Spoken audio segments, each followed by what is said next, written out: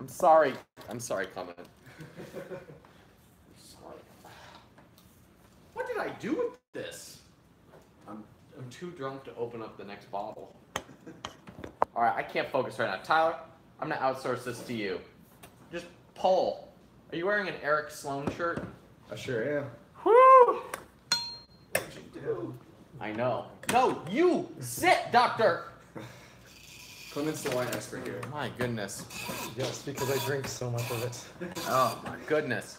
We're a mess. No. We're a mess. There's no weed in this. Don't give me that crap. We gotta tilt. Beautiful. What is in the sauce? Butter. What is this? And Oh, I'm in. I'm in. What butter, else? Lemon. Butter, lemon. Butter, lemon? Lemon And- butter? Wow, you guys look good. Hey, can you tilt that? Can we adjust YouTube? I feel like You want I'm less staring. headroom? Way less headroom on YouTube. Eh. We can't see Ron Burgundy. If you can't see Ron Burgundy, we have a problem. Uh-oh. This is very easy to remember. Austin, we have a problem. We can't see Ron Burgundy. Okay, here's your one. You are extra serious tonight, Doctor. What is this? We gotta liquor loosen up Clement. I'm gonna move the fancy plant here. All right, hold on a second. So, we need an official intro. Which camera am I looking? Which camera is the good camera? There are so many cameras. This is really weird. First See money. Talk to me. camera. Here we go. What, we're doing one of those? Wednesdays with Wyan. It's not. No. Do it again without Wednesday. Oh, Dwunk Millionaire. No. We're not calling it Dwunk Millionaire. It's Wine with Wyan. Clement, Dr. Clement, you're freaking me out right now. Okay, what is Wine with Wyan? Did he hit the thing? Did you do the? Did you do the? Jacob says drink. Did you do the clap We got thing? it. Hands are. I missed it. Can we do it again? Oh man, I left my OK Cupid up. Jesus. You- This is a disaster. That's how we got the clap. That's. Oh. That's my fault. No. Get back up, C Money. We got a thing to clap. Okay. I think that was the unofficial start, right there. With the C Money. It was C Money falling. You okay? Yeah, of course. Are we gonna? I'm just getting ready for dinner. Are we gonna be okay for this? I can only speak for me. Okay. How do we kick this off? I feel like we need an official intro, like we used to do for Freedom Fastlane TV. No suggestions from the crowd. That was the most deadpan anyone has ever been. All right, I'm gonna make one up on the spot. You ready? Here we go. What's up, 1%ers and capitalists? Welcome to Wine with Wyan. It's time to get sloppy. Let's do this! You know what we need is one of those cool intros we used to do for Freedom Fastlane TV. Yeah, we need to do that. Like get a boombox and do it live. All right. What's up, everybody? Ryan Daniel Moran here. Welcome to Wine with Wyan. It's about to get sloppy up in here. I'm joined today by the good doctor, Dr. Clement Wan, MD, DDS. Doctor, what's going on? I have none of those credentials, but This is Okay. this is the internet. You can have whatever credentials you want. yes. You know, I had an economics professor in college. His name was Dr. Ivan Pongrosik. He used to say, if Trump can be president, you can have A in economics. So, oh, no, it was Bush. Sorry. He was not a futurist. He would say, Bush can be president, you can have A in economics. And he would give everybody an A. Because if Bush can be president, you can have A in economics. He would say the same thing for Obama. He'd say, Obama can be president, you can have A in economics. I wonder what he would say today. Well, if he was able to predict Trump, I don't think he'd be An economics professor? Yeah. All right, let's go over what we're drinking tonight. First of all, hey, can we have our control wine, please? Yeah, by your right hand. There we go. Thank you. All right, so first of all, we have the wine to beat. Our favorite. This episode of Wine with Wyan is sponsored by Costco. Costco, please send us free shit. Okay, our favorite wine is a District 7, which we only find at Costco, correct? By we, I mean you find at Costco. That, well, I don't shop anywhere else, so like I wouldn't know if you could Why get would you anywhere shop else. anywhere else when you can shop at Costco? So this is our wine to beat in terms of what is this, like $16 a bottle? No, I think $11.99. $11.99, and it's our favorite wine. Everyone we give it to loves it. District 7. So this is our wine. This is our control wine. If the other wines we drink are shit, we come back to District 7. However, I pulled a right hook this week, Dr. Clement. This week I cheated. I did not go to Costco. I went to Joe's. I don't know what that Trader is. Trader Oh, okay, Joe's. the Joe. It's this Yes, grocery yes. store 2 blocks down the road. And what I did is, so when I choose wine, I go area first, Okay. and then the grape, and then the year. So this is a 2011, which is like, it's older, so it must be better, right? That's wine. That's how wine works. Sounds good. If the doctor's, he's right because he's a doctor. Mm-hmm. And then it's an Italian wine, and that's good, right? So it's it must be good if it's. so it's a 7-year-old Italian wine, which means we're in the right direction. Wouldn't you agree? Oh, obviously. All right, so Being the wine drinker I am. and it was like $18, under $20. So you got mad at me earlier for not giving you water, so I'll pour you the wine first. Oh, I didn't aerate it. Does it still count if it's not aerated? All right, who we got on the live? I've got 9 cameras and I can't see a live, which is Who passed me the water? pass you what water? This one? Yes. Thank you. Someone just said in the comments, fix your label. What label? What label? What label is broken? On YouTube comments? I don't know. I don't know either. All right, Dr. Clement, what are we eating tonight? We are eating sous-vide chicken thighs with a lemon and butter sauce. Sous vide chicken thighs. Yes. Explain to the internet world how sous viding works. Sous viding is just, I think of it as like slow cooking on steroids. So at a very precise temperature, and you can never overcook because you've got that very precise temperature. Can we talk about steroids? Ooh. Sure. We should talk about. We I gotta have pick no expertise in that area. Really, you've never taken steroids ever? Yes. What percentage of people do you think? So Clement does a ton of CrossFit. Clement, what percentage of CrossFitters do you think do steroids? None that I know. But I'm of the opinion that probably more than half of the really fit people that you see in the gym are on steroids. This is based on market data. You just don't get that fit without some help. So now hold on. If you're at the YMCA, you and I are both the fittest dude there.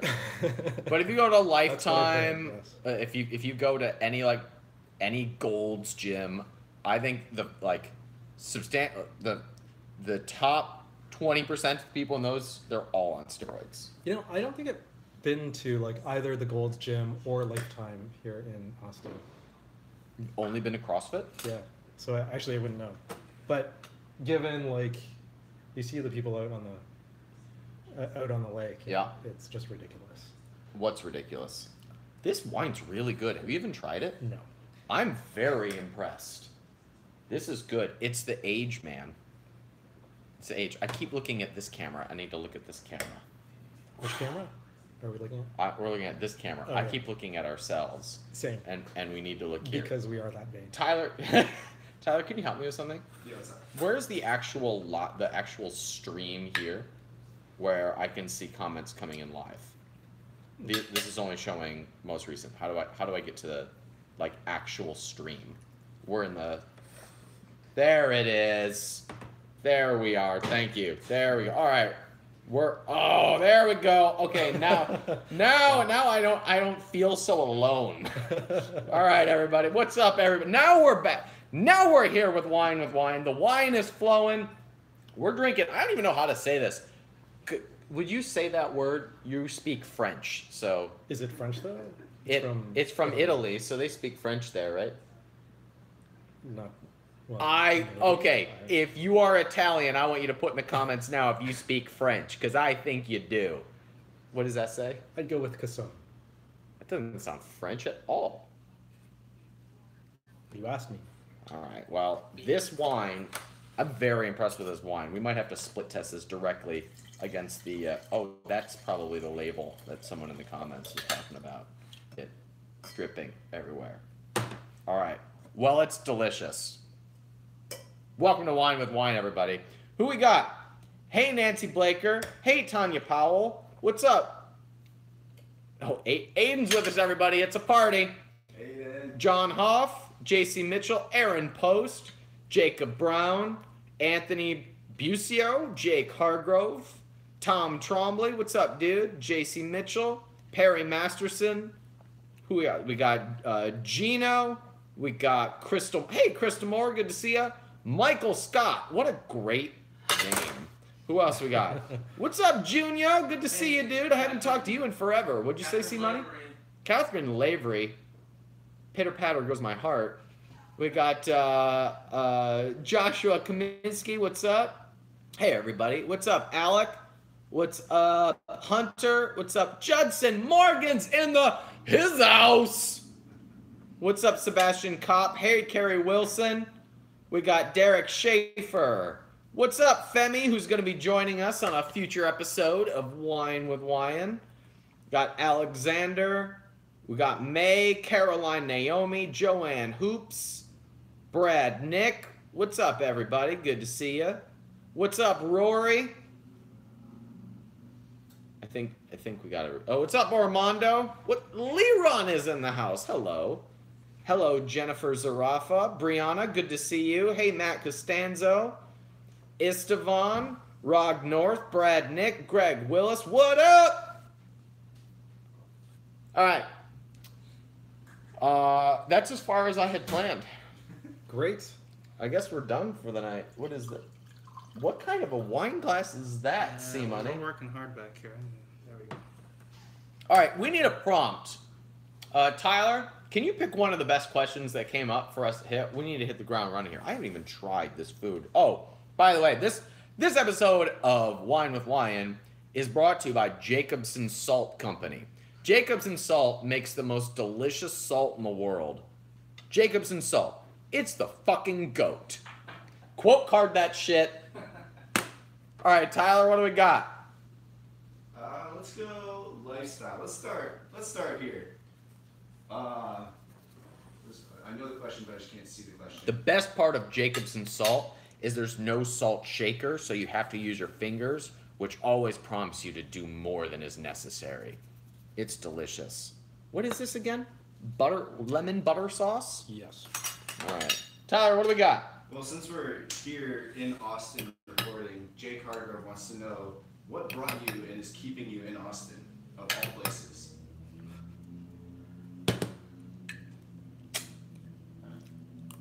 People who don't live in Austin, Texas just don't know how good life can get.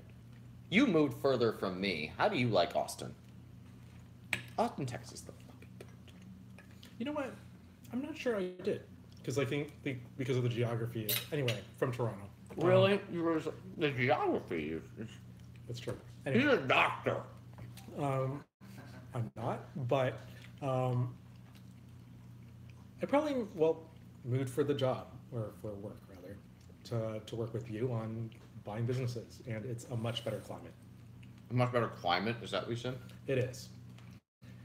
Climate moved here because I'm here, and we're buying up businesses together.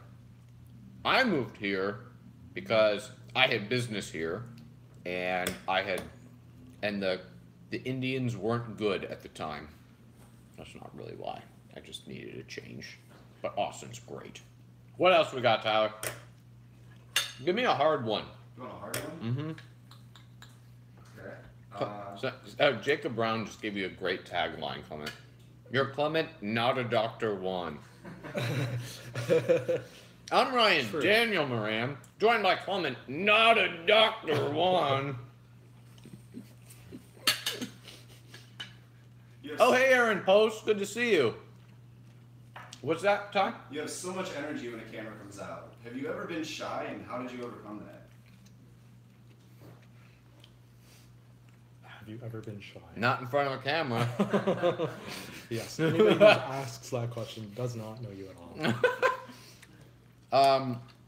So, you know what's funny is every personality test I've ever taken, I'm right on the borderline of introvert extrovert, which surprises a lot of people. But I don't like crowds, especially crowds of people that I don't know.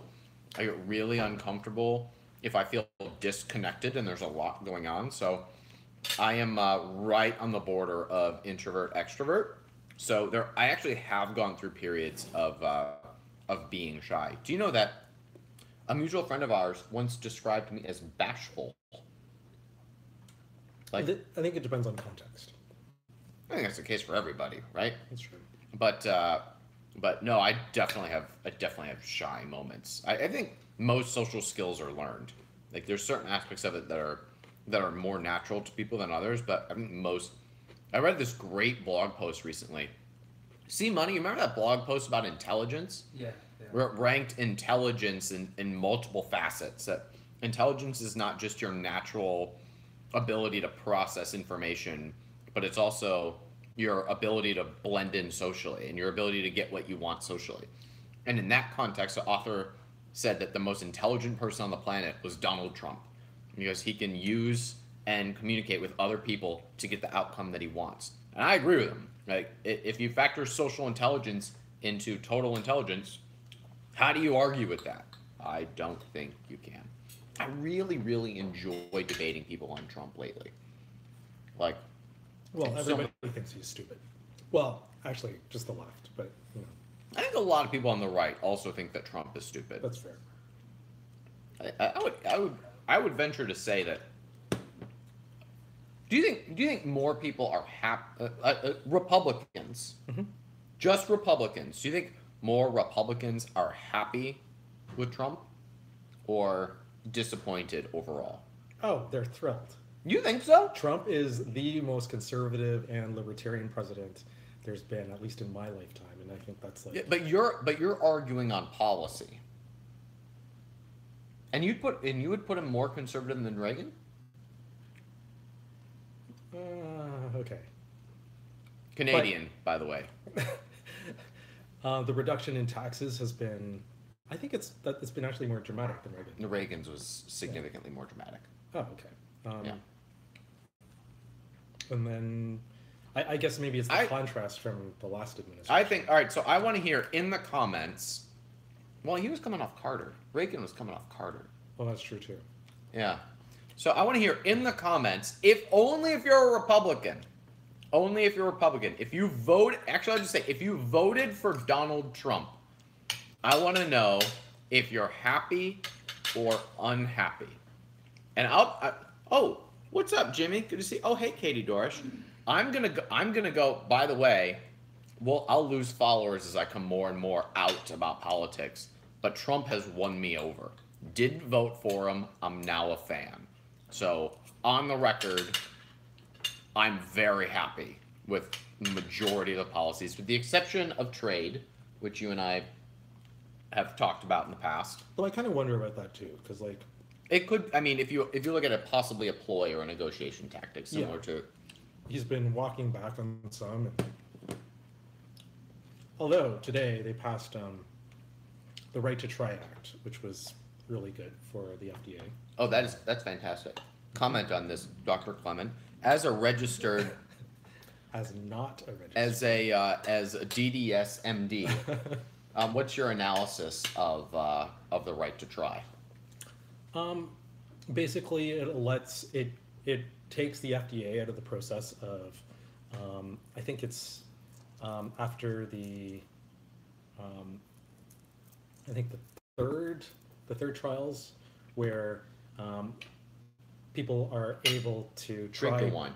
try drugs which have not been approved yet, which Love it. Well, you said that in the State of the Union, which I thought was really great. I mean, how do you not agree with that?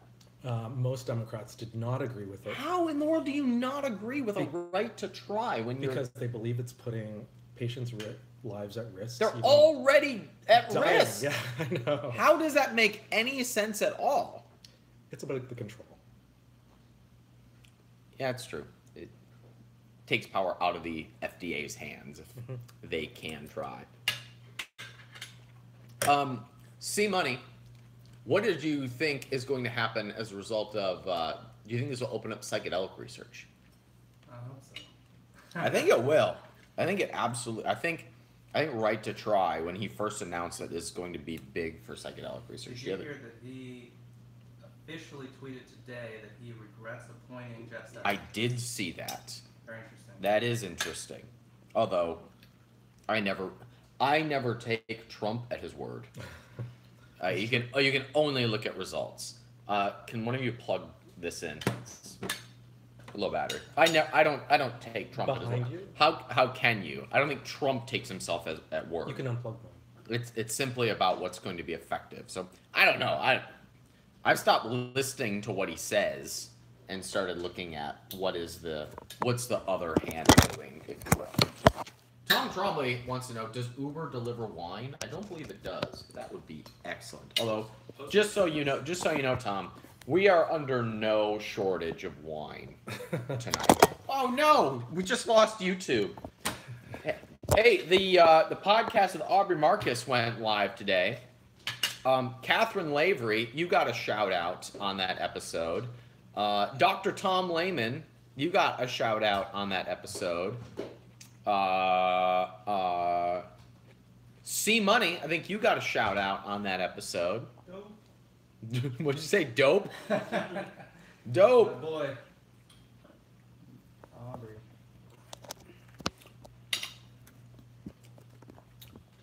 I didn't expect for us to not know what to talk about. I got a political question for you. Mm-hmm. Do you think that Sorry, YouTube. Do you think the Republican Party is the best chance at shrinking government coercion in our lives, or do you think we need to abandon the old parties and vote libertarian? That's a good question.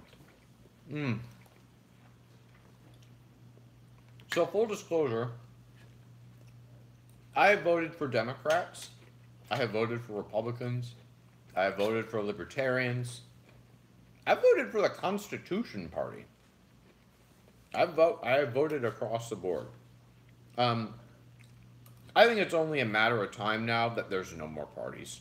I think we're 2 elections away from there not being political parties, or at least them being much more open.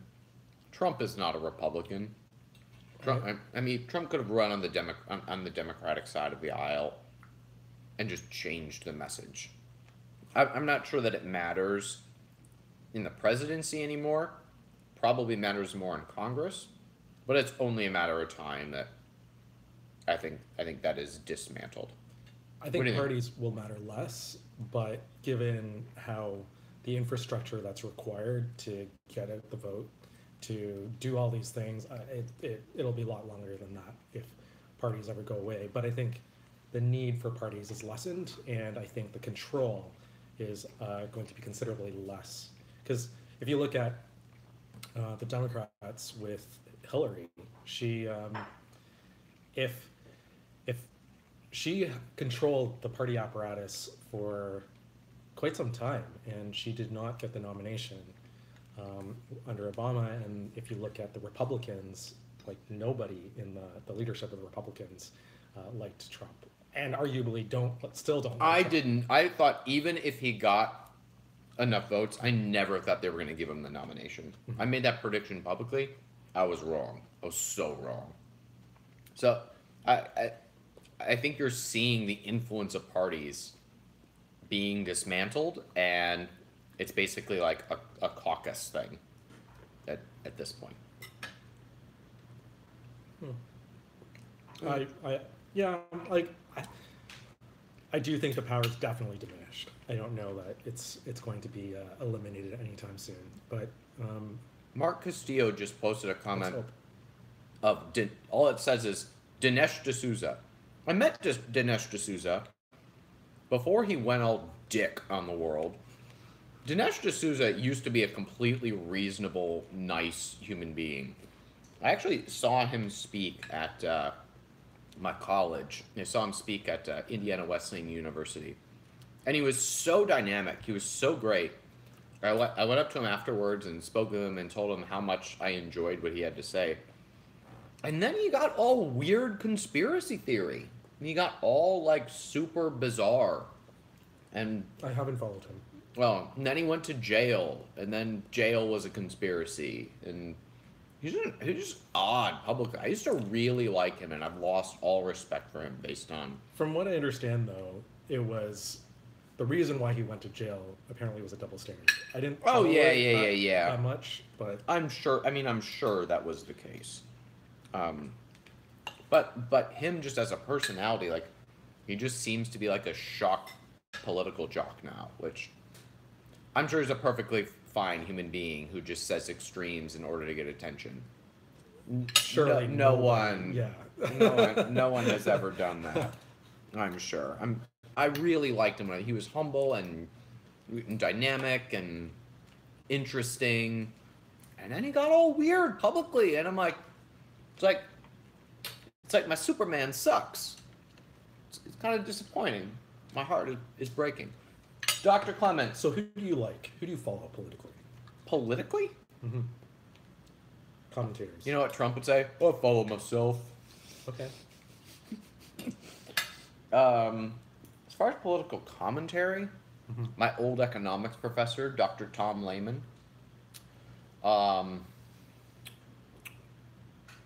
Ben Shapiro, and Sam Harris. That pretty much covers the gamut. Interesting. Those are all the differing opinions. Jordan Peterson. I don't know that I'd call Jordan Peterson a political commentator, but well, okay. Dr. Clement. Oh, sorry, Clement. Not a Dr. One. What do you think of Casson, or Casson, as we would say in French? Or Casson, as we would say in French. Casson. What is it in French? Casson. How do you say that in Canadian? Casson. What's your review on this? So here's my caveat. I like my wines sweet, and I like them not sharp. So relative to that, So you don't like wine, is what you're saying? basically, it's like I don't even know you anymore. wine with Wyan.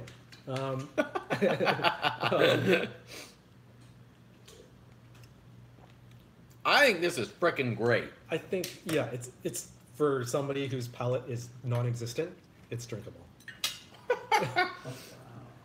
Hey, Gilby, could we grab another wine, 2 more wine glasses? We're gonna put some of our favorite D7. We're gonna put our Costco wine into a different glass, and we're gonna split test this against one another. I'm really curious if that's turned to vinegar yet, but whatever. It's only like 3 weeks opened old. Hey, Tyler, hit me with a business and a money question. Business and money. Radu suggests throw some Pepsi in your wine. That'll make it sweet. No, Coke drinker over here. I'm no wine drinker, but that sounds horrendous. Speaking of Coke, we need to talk about dividend-paying stock, because Coke is a good one, and dividends right now, I think, are some of the most undervalued asset class. Right, there are some really sweet opportunities in the market right now. I'm pretty stoked to talk about this. So stay tuned. We'll have a session about dividend-paying stock. Tyler, hit me with a business question. Business question. So, When you're evaluating a new product to bring to the market, assuming it's not a companion product for the one you already have, what criteria do you use to figure out if it's a good product to source or not? If it's not a companion product? It's not a companion product, so it's separate from the product they already have that exists. I'm of the opinion that most people way overthink their product creation, and that the simplest way to know that your product is going to work out is simply to ask your audience. Now, I say that, and most people counter with, but I don't have an audience. And I say, herein lies your problem.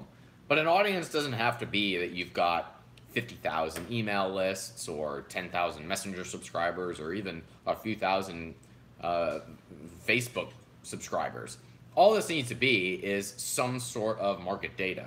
I really like what Tim Ferriss has to say about this, where he says, I always develop products that I want as a user because I always know that I'm going to have at least one customer. I take it one step further and I say, if you develop a product that you want in the marketplace, there's probably other people like you. At the end of the day, we're not selling products, we're selling to people. And people, as un-PC as it is, tend to fall into certain stereotypes.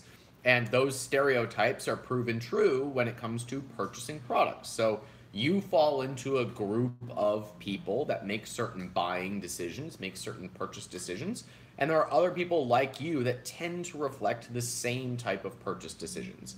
Plus, by you putting your vote on a certain product or owning that product, you tend to influence others to make the same purchase decisions. So, I mean, stop thinking about it. Don't try to analyze it. Just ask. Find out what the market wants. I had a business partner named Matt. He and I used to argue back and forth about what we were going to do with this product, or it should be red, or it should be green, or it should. We'd argue about little things, and finally we'd be like, you know what? I don't know who's right. Let's ask our people. And both of us would be wrong sometimes. The important thing is that you're giving your audience what you want, and that audience tends to fall into certain demographics that, by and large, agree with each other. So ask them, get that market data, and then release the product. Even if it's a post on your Facebook page, there's usually really simple ways to get that feedback quickly. That's a good reminder, actually. Max, if you're listening to this, we should poll our audience for the next product. Isn't it funny how, like, sometimes it's so like you forget your own advice sometimes. Like, I fall into it too. Like, what trick should we pull? No, it's just like, find out what people want, go get it done, and sell it to them. That's business 101. And then keep doing that piece. Mark, or May asks, since Tim Ferriss lives in Austin too, do you have any plan to invite him over for a wine with Wyan? Funny you should ask. We were talking about that today. Tim is an acquaintance. We don't know each other well. We've met a few times, 3 or 4 times. Communicated a few more times than that. Had dinner once or twice. Have a lot of mutual friends. We're not texting buddies yet, but Tim, come join us for a wine with Wyan. You can actually tell us a thing or two about wine. I think he actually can. That's why I said that. Yeah. Did I what? How did you like the sauce? The sauce, I'm not gonna lie, you've done better with sauces. Yeah. This is What didn't you like about it? it doesn't punch me in the face with flavor. It's so this is what, like a mushroom butter lemon sauce. It doesn't. There's onions, lemon, and butter. I'll pour some more butter on things and get back to you. But I feel like That's fair. it's missing its like kick in the face of flavor, which I like to be kicked in the face with flavor. Here's an alternative. That's like a week and a half old. Still good. Less than a week, for the record. Do we have a question from Catherine Lavery? She's really the only person that I want to answer questions for.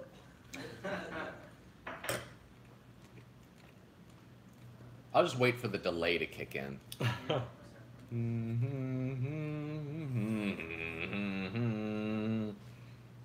Jason Smith, I will be in Cleveland soon. Want to go live dinner with me?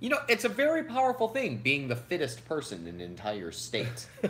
But when I come to Austin, Texas, I'm just kind of average. Like, my net worth is probably higher than average, but like, I'm not that high.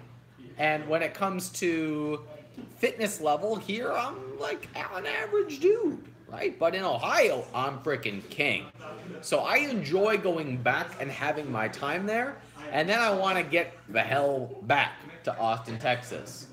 You better get over here fast. Get over here. Don't touch me if you're really a socialist. All right, so I need you to clarify these comments immediately. I just like to play devil's advocate. Drop it down a little bit. Okay. I like to play devil's advocate. Okay, you want to play devil's advocate. All right. So who in the world could advocate for socialism? Not for socialism, for redistribution. Oh. That's the same thing. You just repeated yourself with a different word. Okay. We have a convert, ladies and gentlemen. Welcome to libertarianism. I'm not. I didn't say the degree of the redistribution, but some sort of redistribution. All right, so that's funny. Immediately, I'm gonna go. Okay, Santi. So what is your actual opinion on this? So my opinion is on. I'm not gonna lie. I think your view on YouTube right now is really funny. You look like a head floating out of a plant, and I feel a little weird speaking to the camera while I know you're behind me, and we haven't even made eye contact yet, which makes me feel a little bit weird. But let's keep going. I can see you through the camera.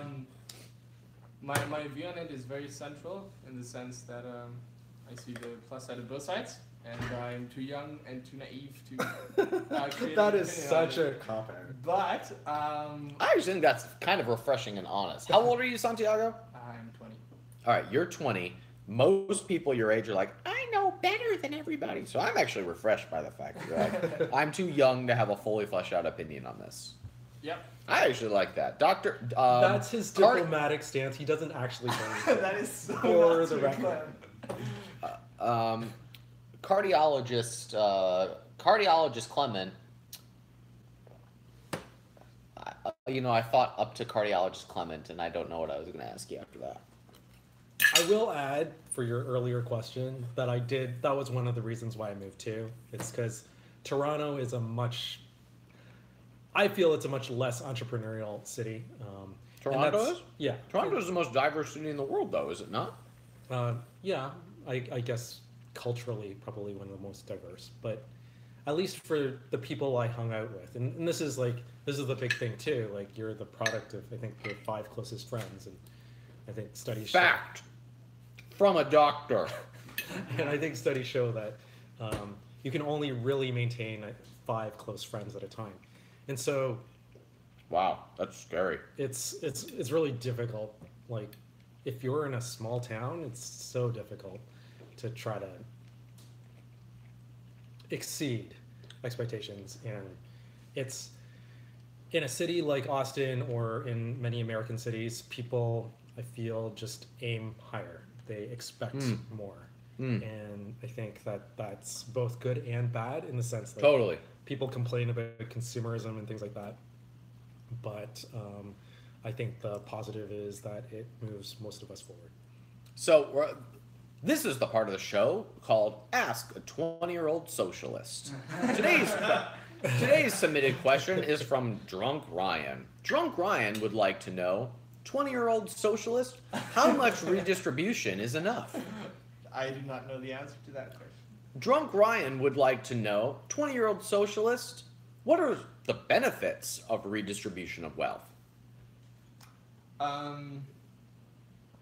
The benefit is to give a set of tools, or the way I see it is you need enough tools, or you need a way for the community of people to have a certain level of understanding of how the capitalist system works, so that they can make rational choices. And that is a bare minimum requirement in order to be able to participate in the market. So you're saying a little bit of socialism in order to allow them to participate in a free market. Yes, that is the opinion that I've formulated so far. So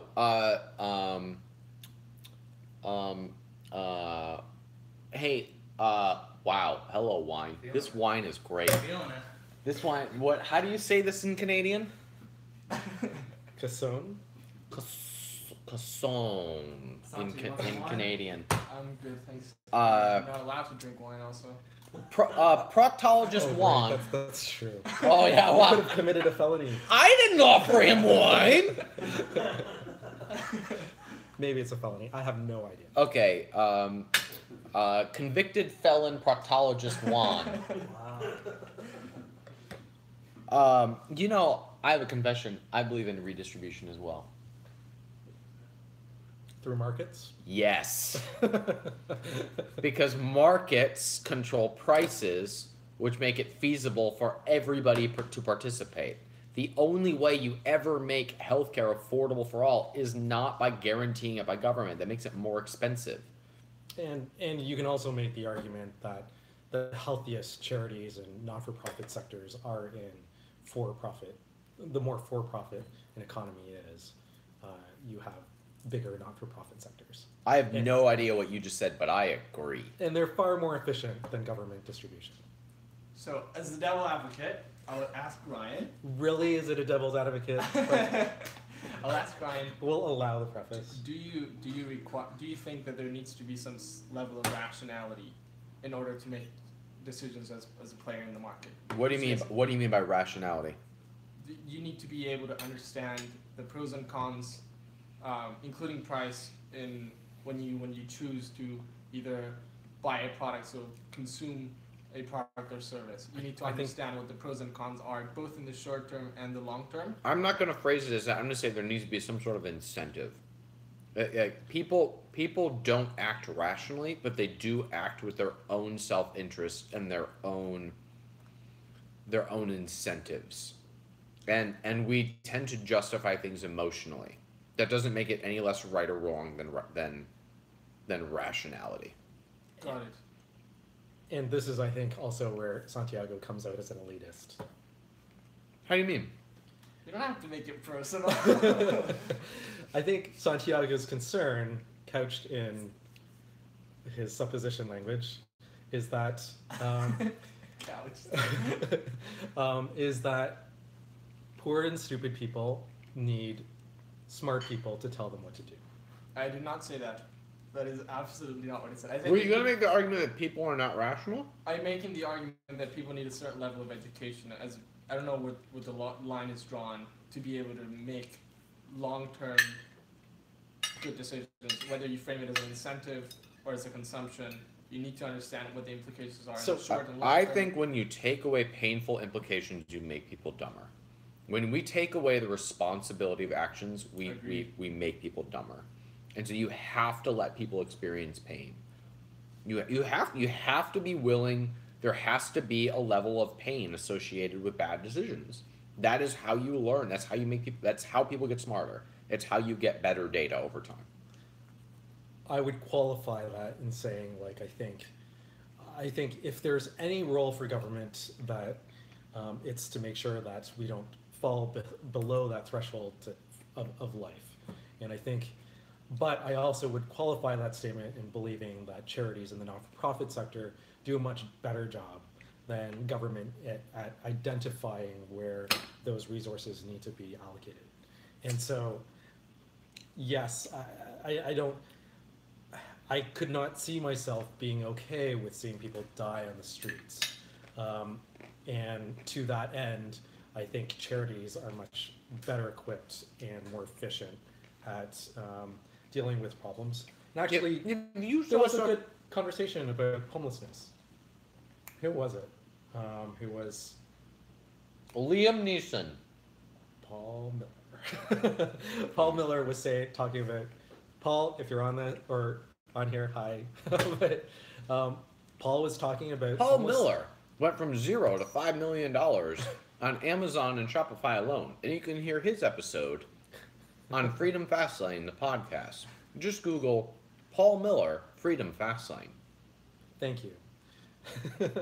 But Paul was talking about homelessness in Austin, and how do you deal with an issue like homelessness, where places like Austin are seeing a lot more homelessness, despite the fact Or maybe, as I would argue, because of the fact they're trying to deal with the problem.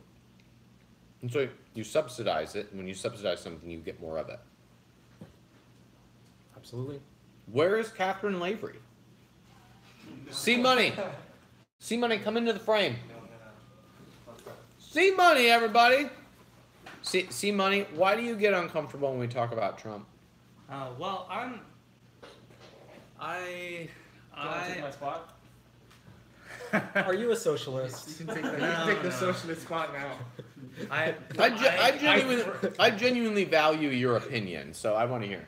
I cringe when you use the words like and love, because I understand enjoying and benefiting from his policies, but you know, obviously there's some personal things going on, and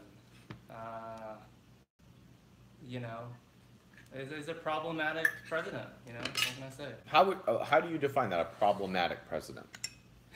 Yeah, I'm really gonna put on the spot here.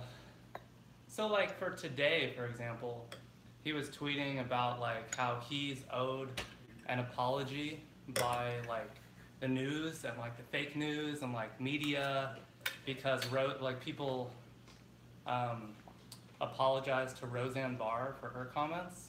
So there's like no level of pettiness to which he won't sink, you know? So he has these like character flaws and like personal flaws, and I get it, like you guys are more interested in policy and don't really care about his tweets and his personality defects or narcissism. But I think he's just honest about it. Like, I don't think any of the previous presidents are really all that different. They just wouldn't have tweeted about it. I think you have to be a certain level of narcissism and like crazy in order to even run for president. I'm totally sympathetic to what C Money has to say in terms of him being basically a chaotic president. I just choose to ignore all the personal stuff, and I choose to ignore all the stuff in the media and just watch what gets done. For example, like if you can't appreciate what happened when he tweeted is the wine version of tweeted. when he tweeted to Kim Jong-un that his button was bigger and better. I mean, if you can't appreciate the fact that was a political play, and now you force North and South Korea to the negotiation table as a result of him playing even crazier than Kim Jong-un, like, I mean, you have to like look past the persona and look past the drama, and then I think like the chaos. There's almost like a strategy to the chaos, which I personally choose to respect. But I totally get like when the whole Stormy Daniels stuff came out, I was like, I'm done. Like I can't keep defending somebody who has now slept with a porn star, right? Like yeah, he comes with a lot of baggage. If you're like, is this a good role model for my son? Exactly, and and he's not. We don't need our president to be a good role model, but you know, I think at the same time, like people are overly attributing his role in North Korea. People could say that South Korea and China had much more to do with that. So, you know, I think this is like it's like an immature disgrace to the presidency to be using your Twitter to say like, I've got a bigger rocket than you do, little man. You know, it's just childish. I think you're absolutely right that it's childish, and it was effective. So I guess how we're evaluating it is like, do you evaluate presidency based on image, or do you base it on end result? And I totally get both arguments. Like, I have family members who are Republican who would say, I'm so embarrassed by all of this because their judgment is based on persona, professionalism. Is it a good role model for my children? And I'm totally sympathetic to that. I don't evaluate it that way. And neither one's right or wrong. I just don't evaluate it based on that. I think it's high time that people stop viewing the president necessarily as a moral leader. And when Trump was elected, he was not elected as a moral leader. Thank God. Well, and I will say this too. Let's imagine that JFK, for example, A hero of known the left, philanderer. lived in 2018 in the Twitter era, in the social media era, with all of his scandals, all of his problems, all of his drug use, all of his affairs. And so, yeah, I mean, there's something to that, you know, that like we need to give up this romanticized idea that this is going to be like a golden, perfect person that we can all look up to. But at the same time, you know, I'm still embarrassed by Twitter. I am too. Full disclosure, I'm embarrassed by it too. So I'm I Canadian, totally get I it. just find it funny. No, I mean I totally get it. I look at what's the end result and look at the breadcrumb trail of how they got there, and I think that there is some chaos. So one that leads there. question here, I want to see you guys call some people. Are either of you concerned about the illegal misuse of campaign funds and what's going to happen with the investigation by Mueller and what's happening with Cohen? They've just seized his phone, they just got tons of text messages and everything that's going on. I mean, however you feel about it, is this something that is going to potentially lead to us having a President Pence? I mean, does that concern you at all, that he is misusing campaign funds and that could end up getting him impeached or getting him, you know, You're in some serious trouble? assuming that he is misusing presidential funds, and I think, like, again, I wonder about the standard that they're using. I think that the whole reason for the Mueller investigation, it apparently has become this free-for-all where he's investigating Trump as opposed to trying to investigate whether or not a specific crime happened. And I think that's going to be a problem for all future presidencies. And if you're going to diminish the likelihood that there's going to be a special prosecutor in the future. And I think that in many ways, if Trump is brought down by this scandal, you're not going to only get more of Trump, you're going to get somebody worse, because you haven't dealt with the underlying concerns that people have and why they voted for Trump in the first place. And by and large, at this point, like, if you look at the polls, people don't necessarily believe like that Mueller is a honest party in investigating this, and that he has a grudge and he is looking for something just to pin on He Trump. seems like a much more reputable, objective person than. That's not what his history shows. Okay, I'm gonna plug this guy. His history shows that he is more I mean, he's a about. Republican, you know. He's like And so, like, Republicans are assholes as well. Like, this should be of no surprise to anybody. I just love the comment that came in on YouTube that says, I agree with the good Canadian doctor proctologist that it's a bogus investigation. Hey, Tyler, can we take a question from YouTube specifically? Hey, if you're watching live on YouTube right now, do me a favor and say hey in the comments. I know we haven't spoken to you directly yet, so do me a favor and say hello. And I want to pivot here. Let's talk money and let's talk business. I could talk about politics and Trump all day, but let's be real. All of us are in this for our own goals, and I believe that personal responsibility and your own goals matter way more than what the president is doing or what anybody in Washington, D.C. is doing. So let's talk about your life, your business, and your money. Well, I pour my guts. Oh, good save. There's also a plug there. He needs to save things from falling, but I want another glass of wine. All right, so here's what we're going to do now. We also haven't tried this one. We haven't. So I was just about to split test Oh, right. the D7 here. The vinegar. The old D7, right? So I want to talk about dividend pay. Are you leaving, Santi? I love you, buddy. Good to see you. Thank you for coming. Bye. Yes. Well, this is racist. To the Chinese guy speaking, that's racist. Everybody knows that you're Russian and Canadian, and you speak French. Yeah. Oui, as they say. Hey, how do you say this in French? District 7.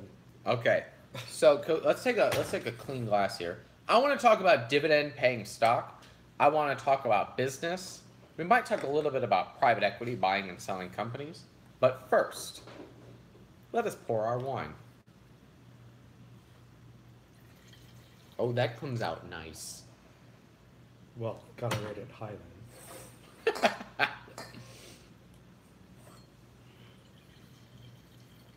Okay, do you remember what the other stuff tasted like?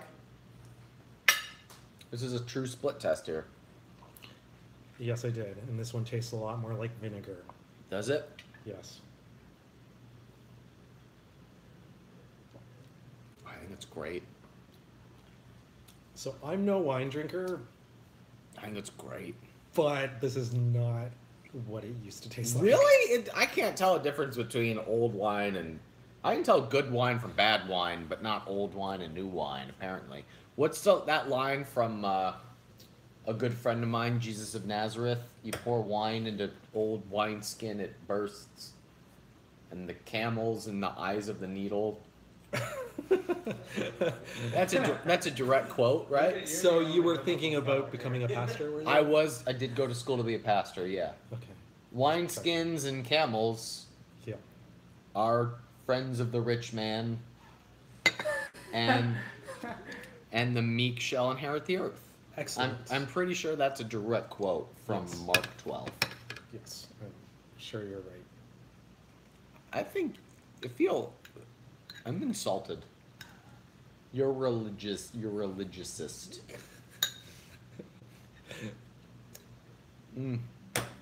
We need to release the, it's actually on the bottleneck on losing my religion right now. I take back my point. I'm not my point, I'm saying, like, point at you. I didn't mean to pin that on you. I was emphasizing a point. The Losing My Religion documentary series is edited. It's ready to come out. I'm the bottleneck. I need to send back feedback. Wow, the wine has hit me really hard. I need help. Shoot me we're talking about money somewhere, right? Jake Hargrove hit the nail on the head. We're about to talk business. Here it is. Pour new wine into new skins so the skins will expand. That's not it. That is not... You are misquoting Jesus. Nor is eat some meat, bro. It is a terrible thing to misquote Jesus. Oh, That's yes, why clearly. I got the quote. I made sure I was spot on before I said anything. Clearly. Mm-hmm. Don't misquote Jesus. Questions. Or cults. Oh, Brent Or Rates, cults. my pastor growing up, says, Paul told Timothy, a little wine is good for the stomach. Thank you, I believe Pastor Brent. a little was the qualifier. I've had a little. What are you saying? Canadian? I'm not judging. Anyway, let's talk money and business. Clement, what are you investing in right now as a doctor? Have you paid off all of your student loans from medical school? That's like, have you stopped beating your wife question. Have Didn't you go sto- to medical school? Have you and stopped I have beating no your wife? loans. Busted! Anyway, so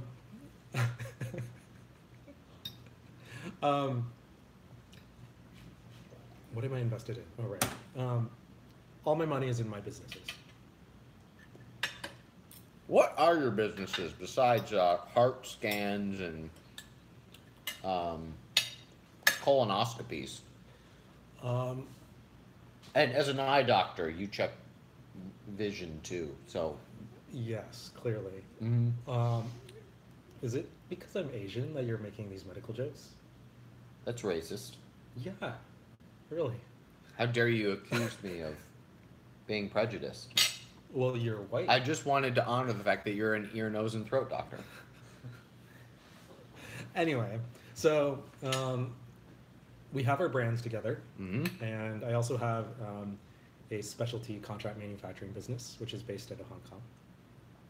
And those are the primary ones. So you're all in on business. Absolutely. Because you can control it far better than a stock. So I have 3 criteria on looking at investments. I'm looking for long-term wealth. I'm looking for cash flow, and I'm looking for tax efficiency. The only investment that checks all those boxes by leaps and bounds, like there's some investments that help all those criteria, like dividend paying stock, which we'll talk about in a second. But the only one that meets all those criteria with like flying colors is your own business. Because your own business allows you to write things off. You get different, you're taxed at a different rate. We can argue about whether it's fair or not. You have long-term wealth if you're building a sellable business, and the cash flows are completely within your control based on sales and profit margin. So if you are, like, people will often ask, what is the thing that you should invest in? And I counter with, do you have your own business yet? And if not, like, there's nothing you should be investing in right now. I have on my list to record a video on the difference between passive income and business, because people often correlate the two, and there could not be anything more different. Your own business is never passive. Passive income is never a real thing because income only comes from business. There has to be a business in the first place to generate the income. The only way it's ever passive for you is if somebody else is managing the business, which, by the way, is why I don't buy real estate anymore. I just invest in people to whom that is their business. They're all in on that as an asset class, and I'm going to get a piece of that as passive income. But if it was my own business, I'd be worried about, is this person going to renew their lease? Is this management company doing a good job? Are my rents high enough? That's not passive. It might be passive for me as an investor, but if it's your primary business, it's never a passive thing. Do you think everybody should start their own business? No. Okay. So then they should invest in the market. Just dividend stocks. So you're saying if somebody's not an entrepreneur, what should you invest in? Yeah. I mean, most people who are asking me claim to be entrepreneurs. So if somebody is not an entrepreneur and you're looking to invest, I don't know. It's not who I usually talk to. It's not who I usually address. But, I mean, the investment strategies would probably be the same. Take 10% of your income, put it into long-term dividend-paying stock, and if you have savings at the end of the year, at the end of the quarter, that's when you invest in more higher yield asset classes. So I guess it's probably the same thing. I would be more inclined to agree with Robert Kiyosaki when he says you work your job, you invest first in some sort of a side thing, whether that is a website, a side hustle, a network marketing business, whatever it is. Your first investment is some sort of a side thing, and you use those profits to invest into your long-term cash flow.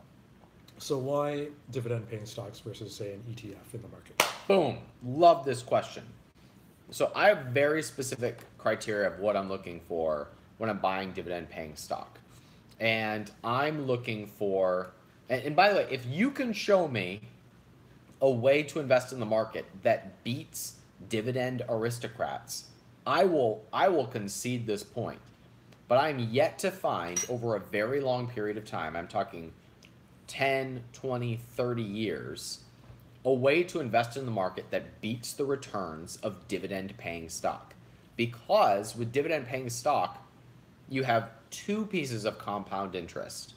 You have the increase of dividends, meaning there's certain dividends that have increased the amount they pay their shareholders every year for 25 years or more. And if you're reinvesting those dividends, then you're buying more and more shares every quarter or whenever they pay the dividend.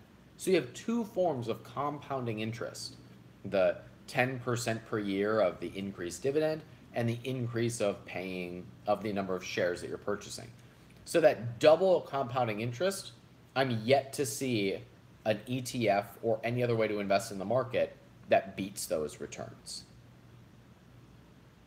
We have stumped the doctor, ladies and gentlemen. I'd need to see the data.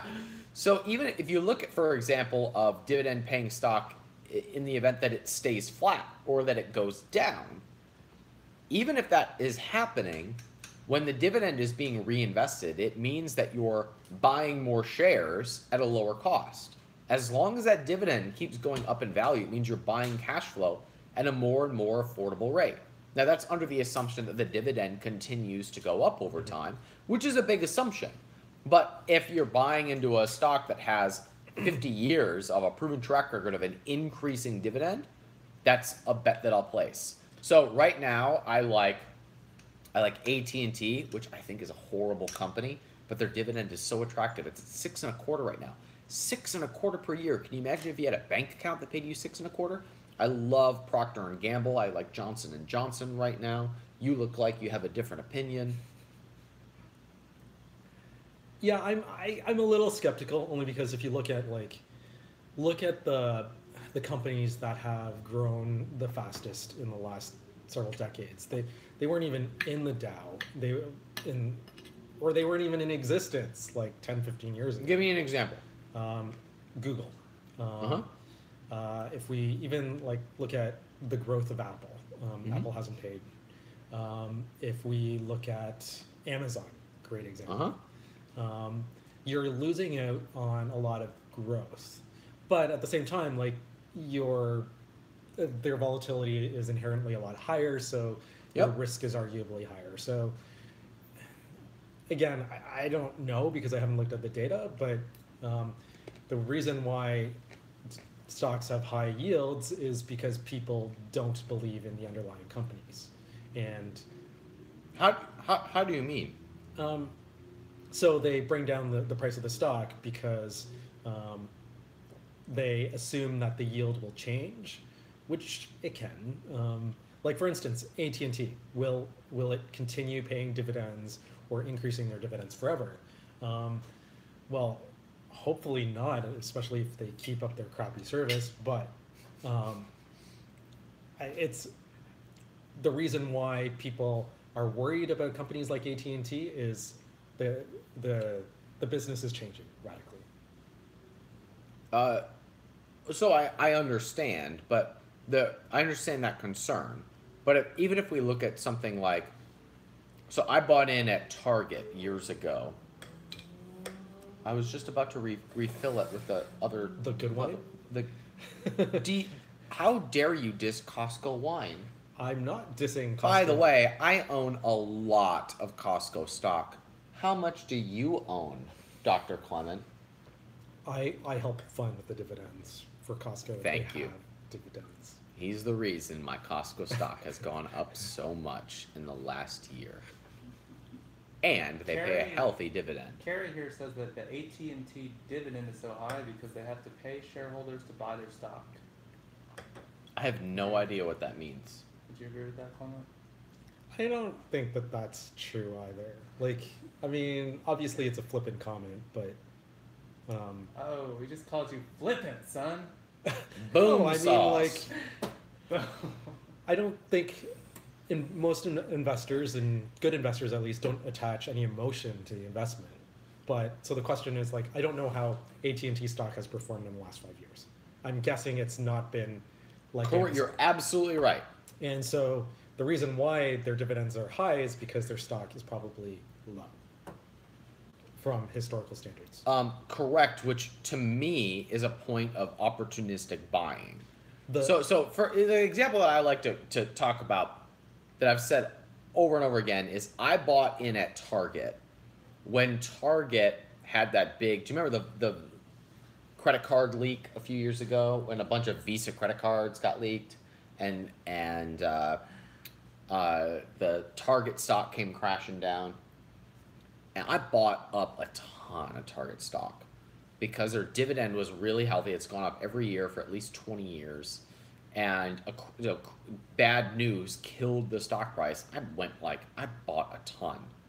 That was temporary bad news on a healthy company that continues to increase its dividend. Now, we could sit here and argue, is retail going to be completely disrupted by Amazon? I think Amazon might buy Target. Or Facebook could come in and buy Target. I think Target is going anywhere. And if that price continues to go down, if they continue to raise their dividend, I'm going to continue to buy. I think dividends are come out of cash flow, and the health of a business is always determined by cash flow. Otherwise, we're speculating, which is why I don't buy Bitcoin. Well, and I would argue there are obviously a lot more factors than whether or not somebody can pay a dividend. And it's a question of whether or not they can keep on paying a dividend. I think when a big fan of Peter Lynch, and I think one of his Peter principles is it's always darkest before pitch black.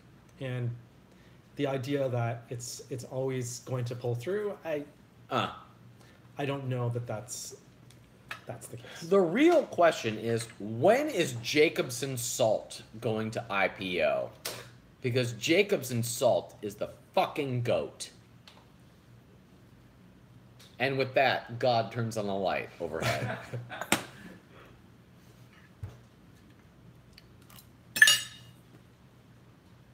Here's a question from YouTube.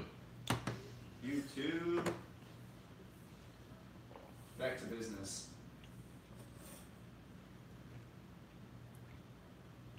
You launch a product on Amazon. It doesn't perform the way you thought it would. Do you double down learning FBA, or do you read the books that you recommended in your email? The 5 books you recommended. That's a very bizarre question. How's that in either or? Yeah, how does that make... I'm going to pretend you asked, what do you do when a product fails? I'll tell you what you do when a product fails. First, your product failed probably because you didn't have an audience that you knew would purchase whatever the product was. I feel like a broken record sometimes when I say that if you don't have an audience, you're flying naked. But it's true all the time. That the only way products fail is when you don't have data to support that the product is going to perform. And if the product is of any value, you will have a rabid audience that will support that. Now, sometimes the product release isn't strong enough to be able to support the growth of a company. For example, do you remember Cricket Protein, the Exo Protein? Yep. They sadly just closed up shop. Oh, Yeah, right? So I'm surprised. their sales were super strong, okay. right? But they didn't have the sales to be able to support the overall growth of the company, which is kind of sad because it was a really unique product. But at the same time, had they polled their audience and said, do you want to buy Cricket Protein? Probably not. They were going for a disruption play, which is totally great, which means that they have to have higher costs and higher advertising to be able to create that growth. But if you've got an existing audience already and you go to them and you ask, what do you want to buy? Do you want this? And then you scale from there, it's really hard to see a dud. It doesn't mean that it's going to be a $1 million product or a $10 million product or have a big exit, but it's hard to have a dud of a product. So if you release a product and it doesn't work out, what you can do to fix it is go to existing audiences that would be around the market to buy that product and ask them, how would you improve this? What would make you want this? You go back to the research point and then you re-release the product later. That's what you do when you have a product that doesn't work out. How do you know a product has failed? That's a great question. I'd say when you don't have the profit margins to be able to sustain the advertising required to grow that sales channel. But there's always going to be, or there may be some ramp up to get to that period. So maybe you just haven't hit that point where... Yeah, that's tough. Okay, that wasn't... I think like even in our portfolio, like we wonder about some of the products as well, and fortunately we have enough that we can reprioritize what we focus on, while we can shift different things about, like if it's in our beauty products, if we can shift the ingredients or improve it to optimize for the specific problem that we're trying to solve. But in stocks, they one good approach, I think, to deciding whether or not you have a dud on your hands is, would you buy it again? And if you wouldn't, then why are you still holding it? Is usually the question. I think it's a little Same bit with more, employees, right? Like, would you hire this person again? And if not, why do you hold on to it? Yeah. And I think it's for products is a little bit more difficult, only because you don't really, there's always that You don't know question. when it's going to turn around. Like, when is it going to break through? Right? Yeah, and I think somebody was commenting as well, like it happens on these last few weeks. we saw massive purges of reviews, and there were some winners out of this, even though a lot of the established players got hit. Some established players who had been struggling are doing phenomenally because their competitors have been decimated as far as reviews go. Yep. I'm predicting. I think we're gonna have a new wide open west period. I think it's gonna. I think a lot of people who've been flying under the radar with certain tactics might be wiped out, and there's going to be an opening for people who are nimble and can move quickly into markets that have been really saturated up until this point. I think that's going to open up. I think, hasn't that always been the case though? Like in Yes. every saturated market, there's Yes. That's what people don't understand. If you go niche enough, if you're going after a specific person, there's always an opportunity to penetrate a market. There's always opportunity to go in and capture that market base. Absolutely, that's always been the case. Yeah, you look at like companies like, actually, just pointed out to me this week, that weird neck thing that you put into the door and you lie on it to stretch out your neck. I have no idea what you're talking about. Anyway, it's a I product. talked about this? No, it was somebody Oh. else. There's someone else? Yeah, there's someone else, and actually lots of people. Anyway, they're selling their product for almost double what Chinese manufacturers and competitors are doing, That's racist. but it's also factual. But they're selling a lot more, and it's weird because like, or another good example is Yeti. Like they sell freaking coolers. If they didn't hate Trump so much or the NRA, they might do a lot better. But it's just surprising how they were able to create this whole new area in coolers, which has been dominated, I would imagine, by Coleman forever and ever and ever. I want to say hi to Dennis Murphy. What's up, dude? Oh, Dennis. You can absolutely have a naked picture as of me as your background on your phone. That's cool. It's not weird at all. Matt Gill, I'm thinking of the color aqua right now. Mark Castillo, what's up? Hey, Claudio. Hey, Angel Mendez. Hey, Leslie Garcia. Howie. My man. Good to see you, dude.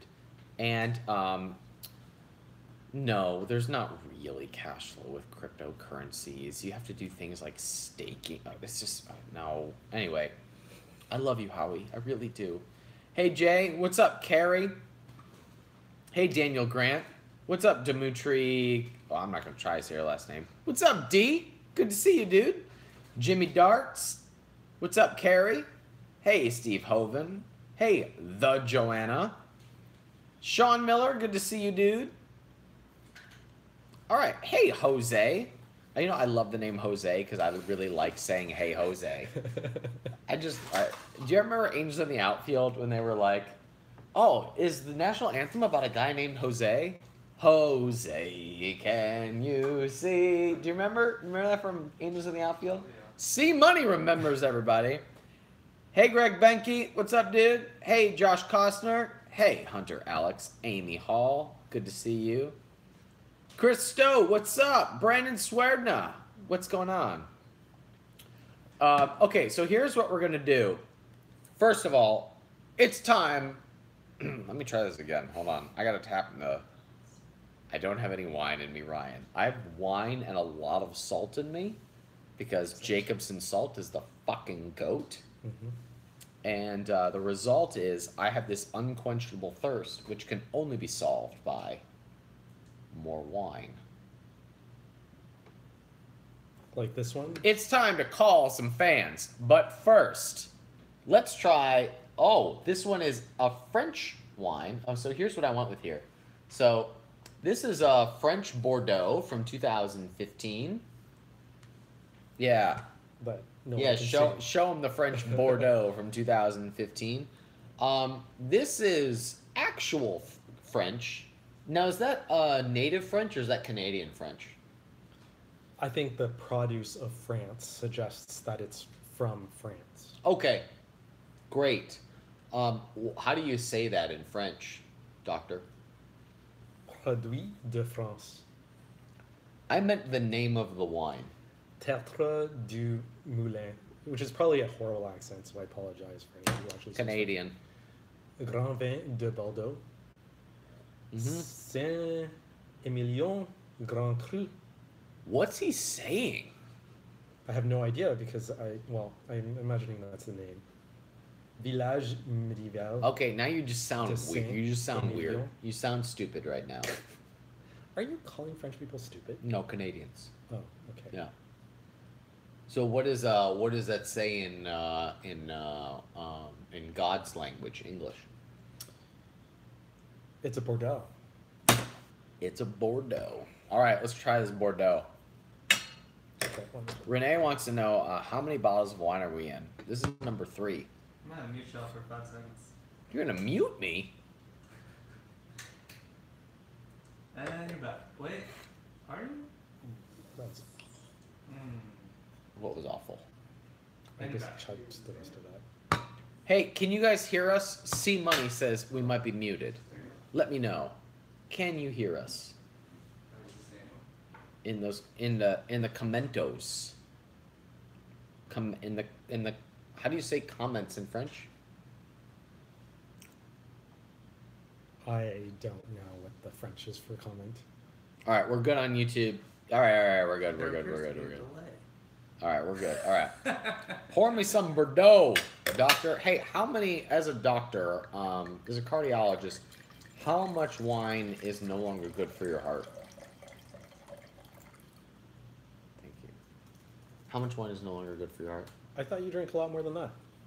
These are huge glasses. From Costco, by the way. Thank you for sponsoring the show, Costco. Who's the CEO of Costco? I have no idea.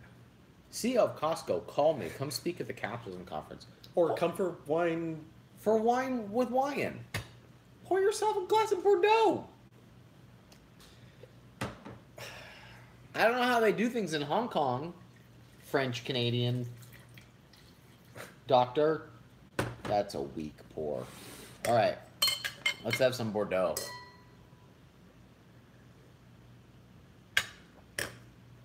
How do you evaluate that Bordeaux? Deeper flavor, and it is sour. Agreed. I like it though. It's wine. Crystal Moore says, I think Clement should pick the wines next week. I'm very happy with these selections. It'll be like a... It'll be like a what? What is it called when you like mix it with fruit juice or something? Oh, with sangria. Pepsi. With Pepsi. Oh yeah, maybe We're gonna mix it with Yes. Pepsi. What happened to Gilby? He had to take off. What do you mean he had to take off? He said he told me he was getting bored. He was bored? I think his girlfriend was itching for him. He's fired. I was gonna ask you earlier, do you think we should bring Gilby on full time? But if he's gonna be bored on Wine Wednesday, he's automatic. No, he's fired. No, he's fired before he's even hired. He just left in the middle of Wine Wednesday. I was seriously gonna ask you, should we bring on Gilby full time? Yeah. And he left.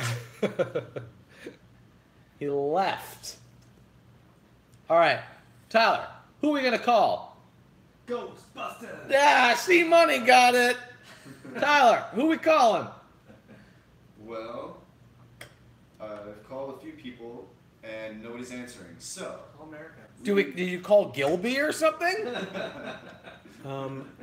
Catherine Where's Catherine Lavery? Laver. Where's my my phone is streaming to YouTube right now. I was like, let's call Catherine Lavery. Hold on. Hold on. Oh shoot.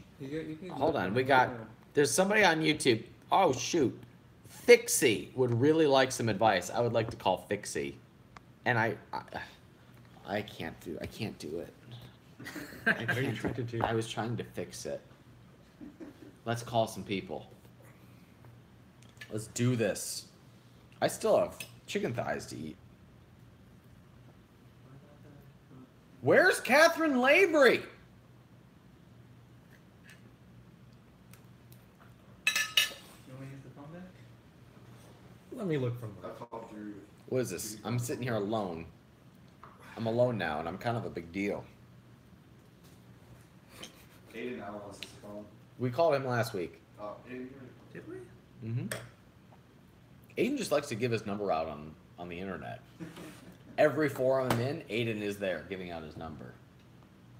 You know? I was on J-Date last week. Aiden had his phone number out in public honor for everybody. Wow, a lot of people did not pick up the phone. Not even Brianna Thomas? Call her again. call her You know Call who will pick Brianna up the again. phone? Is this Daniel? Oh, wait. I'm calling Daniel Grant. Yeah, he should. Better call Brianna again. Is this Daniel? Call her again.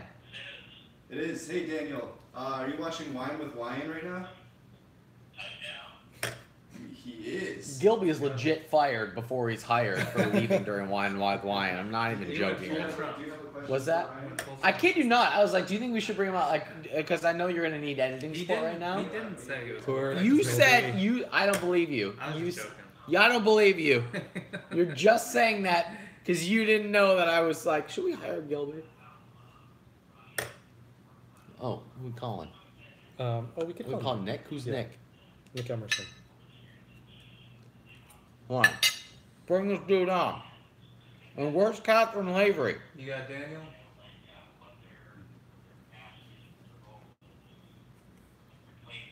Okay. Okay. I'm gonna hand you off to Ryan, but ask that same question but with less words. Is this Daniel? This is Daniel. Daniel, I understand you're going to ask me a question in as few words as possible. Very few words. Go ahead. Okay. Hey man, well, first of all, thanks for let me speak to you for a minute here on a question. I like it when people thank me for letting them speak to me. Keep going. Well, I'm with Wine with Ryan, right? So it's your show. Indeed. So what's your question? My question is, how did you determine the niche that you wanted to serve? I'm sure that you've gone through a lot of different places in business, and how did you kind of determine the demographic and the people that you wanted to serve? So let me ask you this. Do you have a product up and selling right now, or are you still in the evaluation process? I'm still in the evaluation process. I do some affiliate stuff, but I don't have my own product. Okay, that's a great sign, and this is a great question, because people who buy affiliate products are also going to buy whatever products have your name on it too. So if you've got a blog, if you have a podcast, if you have a YouTube channel, if you have a website that sells things, whatever you're selling as an affiliate, it's time to go release your own product in that exact same space. Or at least to ask, who's buying these affiliate products and how do I get as many of those same people as possible? So do you have a specific demographic that you're serving when you're selling affiliate products? Not right now. I don't cater to any certain demographic. I kind of would like to maybe cater to, maybe my own demographic, which is kind of like, like middle-aged, younger male. So, maybe like 25 to 45-ish area. So I think that's often a good place to default to, meaning if there's no one else within your sphere and you're evaluating between a couple of different products, choose the one that's most likely to appeal to you and your own demographic. But who is already buying the affiliate products that you sell? I mean, it really varies. I mean, 'cause I'm not really picky about what I promote.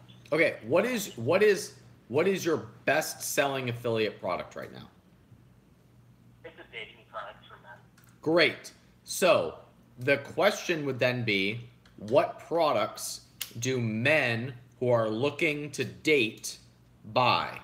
And you could say men and I'm assuming we're talking about straight single men, and we're not looking at married men looking for same-sex hookups, which would be a completely different market. I'm just going to assume for a second we're talking about straight single men who are looking to date females. What else do they buy?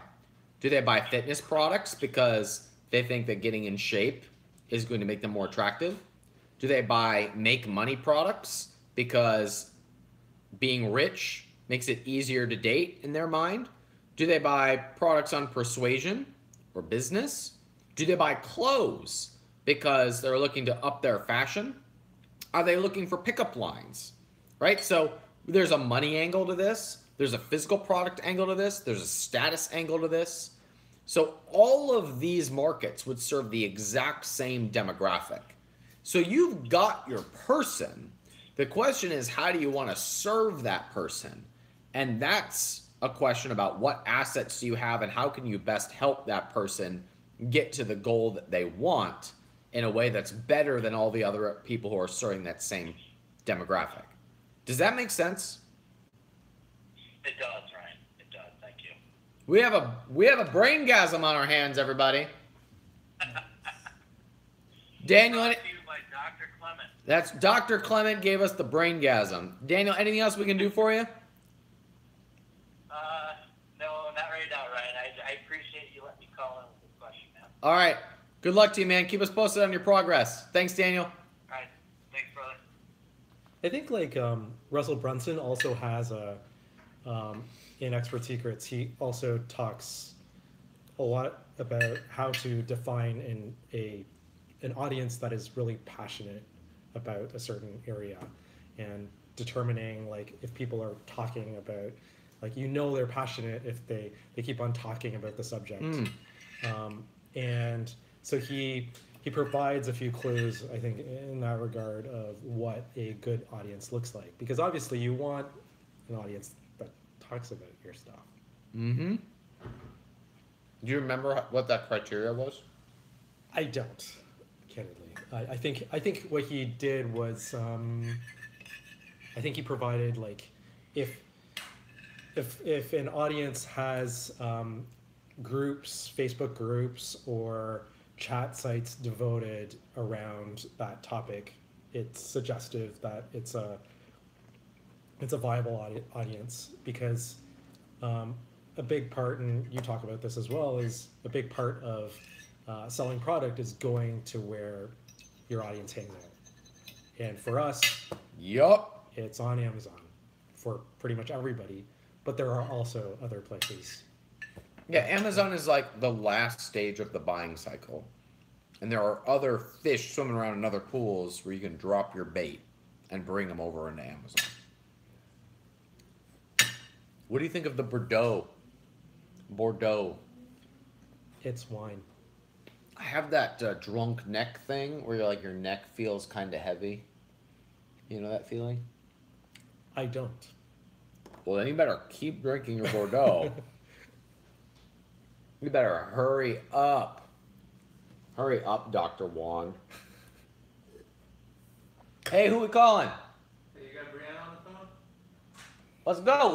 Who we calling? Who we dialing? Oh, I shouldn't say that. Cool. All right, well, Ryan's yelling for the phone. So Let's go. I'm going to give him the phone so he doesn't wake the neighbors. Let's go.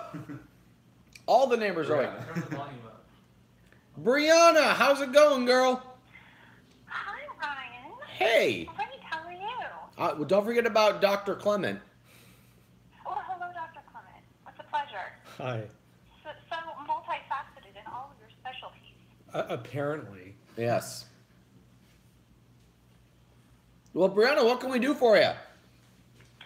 Well, I am curious about what successful businessmen like you look for in newer entrepreneurs that they may want to either partner with their business, invest in, mentor them, because they haven't necessarily built up quite an online presence yet or quite gotten ramped up in sales, but what characteristics they're looking for in people that they kind of want to help along the way and take with them. I'm not going to lie, Dr. Clement, I really thought she was going to say, what do you successful businessmen look for in women? And I was like, best question of the night. So funny question about this, Brianna. So Answer that question though. You can answer that. I probably will. But it's interesting, Brianna, is this happened to me. What is today, Dr. Clement, as a gynecologist? What day is it? It's Thursday. Today's Thursday. No, actually, it's not. No. It's Wednesday. It's totally. You were so wrong on that. Yeah. Yes, the Bordeaux is kicked in finally. So it happened today, actually, Brianna. So I had a conversation today. I was on someone's podcast, and they got in touch with me because they messaged me. I didn't respond. So they messaged one of my friends who didn't respond. So they found the friend of the friend who got in touch with the friend who got in touch with me. So earlier today, we had Santiago on Wine with Wyan, who did the exact same thing, who just hustled his way into getting in touch with me, right? They just found a way, in a cool and ethical way, to get in touch with me. Now, that is not what I'm going for here. I'm just looking, that's an indication of hustle right there.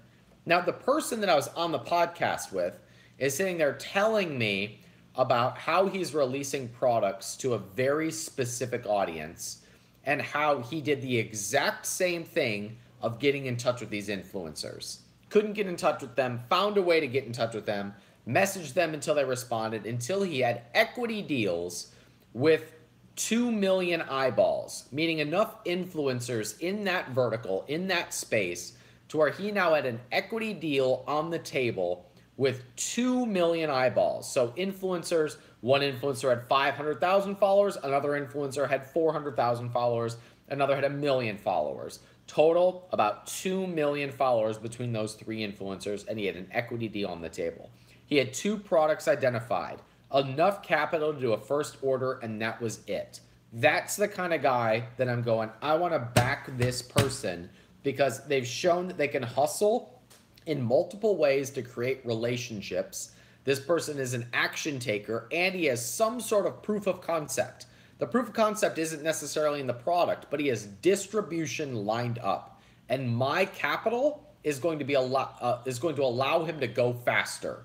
A lot of people are sitting and waiting on the sidelines, waiting for money to float down in the air, thinking that a mentor or capital is going to solve all their problems. But a mentor or capital can only make things that are already in motion go faster. So I'm looking for the green button that says, if I push this person, if I push this resource, if I throw money at this, it's going to move faster.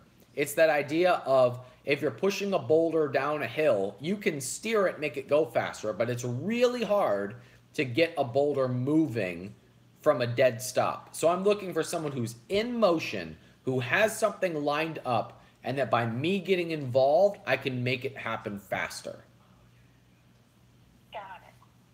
She got it. Okay. So what do you look for in women?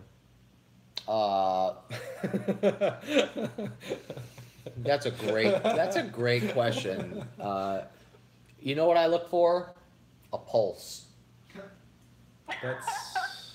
That's the first sign. Yeah. That's the first sign. I won't date anyone who is not breathing. That is very wise. Yeah, I just find that those Very, very relationships, wise. they're very one-sided. The conversations have no depth. When they don't have pulses. Right, yeah. I mean, the depth maximum is like 6 feet. Mhm. Goes like 6 feet under. Have some more wine. Brianna, I like your style. Well, thank you, Ryan. I like yours as well. All right, I'll work on my audience. sounds great. I'll see you on Instagram. Perfect. See you then. Bye. Whew. Did we just talk about dating dead people? We did not, for the record. We did not. As a doctor, as a heart doctor who brings people back from the dead, what do you look for in women? Friendships? Fair. Well played, Dr. Clement. Oh, I was spilled broccoli all over myself. I didn't know you could do that. Deacon Bradley's in the house, everybody. Hey, Deacon. Hey, Deacon. Hey, Shauna Adams. Good. Oh, Shauna Adams brings up a good point. They should be over 18. Over 18 and a pulse. We're getting more narrow. We're helping me identify my target market. You know, so I'll tell you what. My personal trainer, he's like, you know, he wins awards for biggest bro in Austin. Okay. He's like, yo, bro, how do you filter out the gold diggers, man? I was like, I don't know. I'm not attracted to gold diggers. Like, and gold diggers aren't attracted to me. Like, there's like a certain sense that you have about women that you just, or people in general, that you just don't want to be around. I don't know how to quantify that to identify my target market. I think it's because you're not flexing really hard. You know what I mean? Like you don't dress like a millionaire or present yourself as such. But I don't want to either. Yeah, so like, you don't attract those. You don't attract them. like I'm just a dude. In a Ron Burgundy shirt. I'm just a dude in a Ron Burgundy shirt. That's it. All right, who we calling? All right. We have Eric Payne.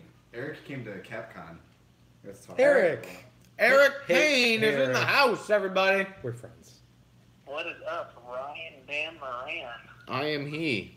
And don't forget about Dr. Juan. Dr. Clement. Dr. Clement is a longtime friend of mine. We started Amazon together. And Eric has... Wait, you two started Amazon?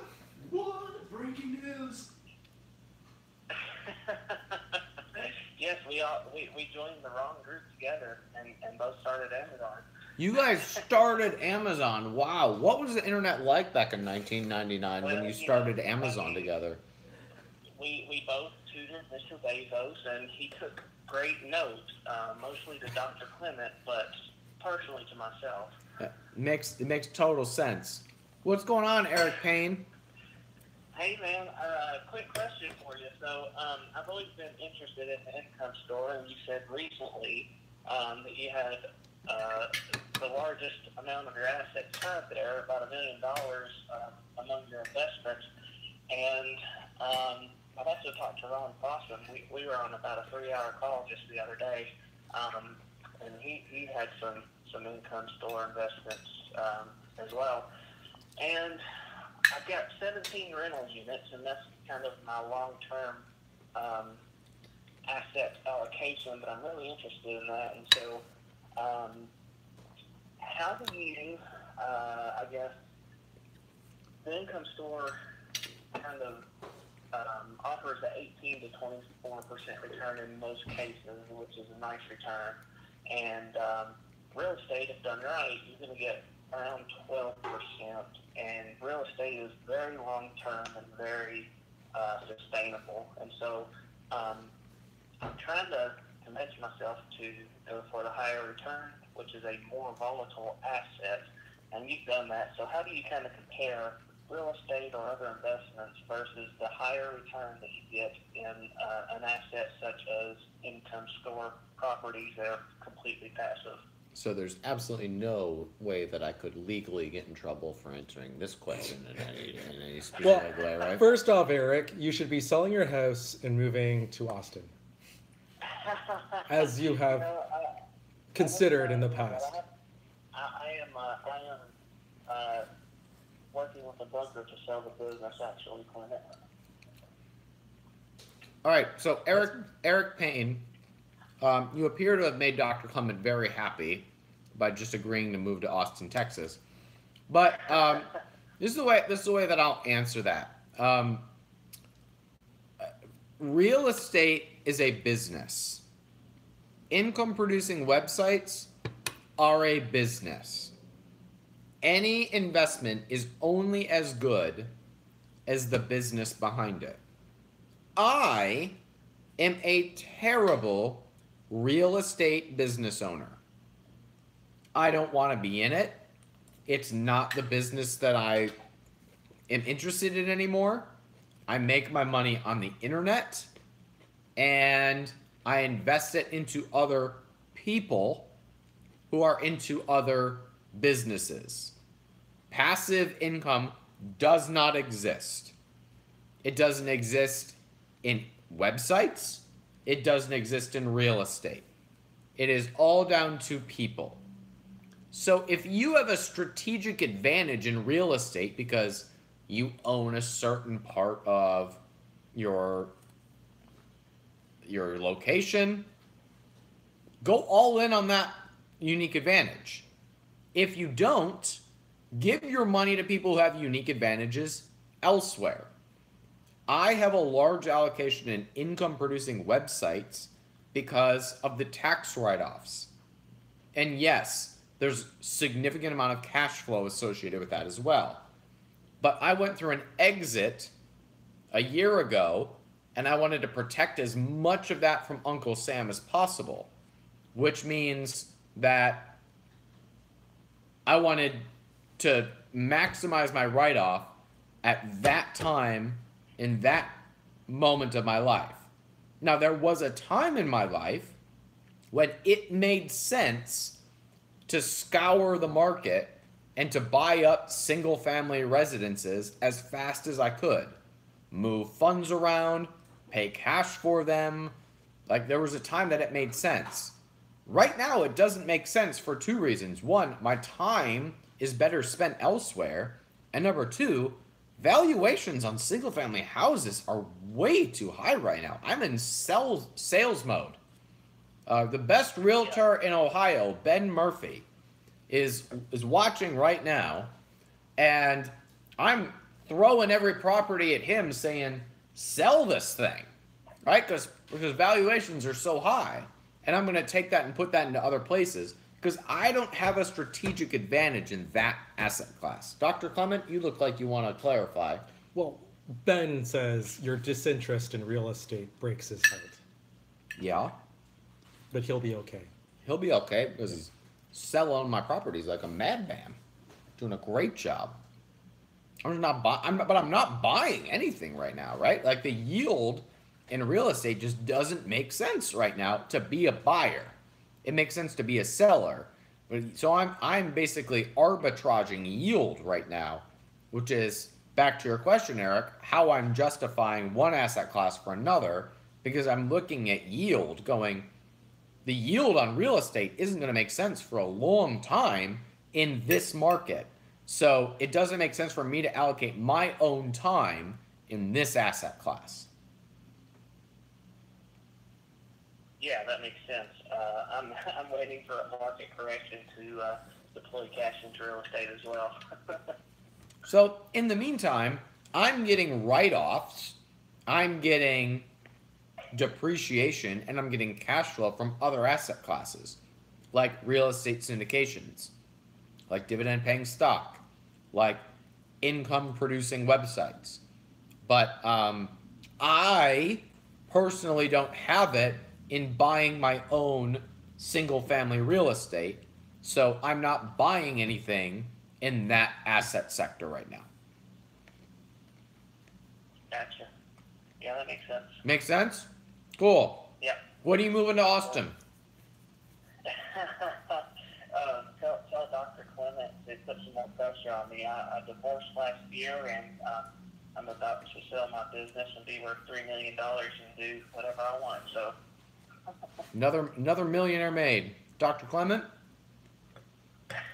He's been suggesting that he might move to Austin for a while. So hopefully he does.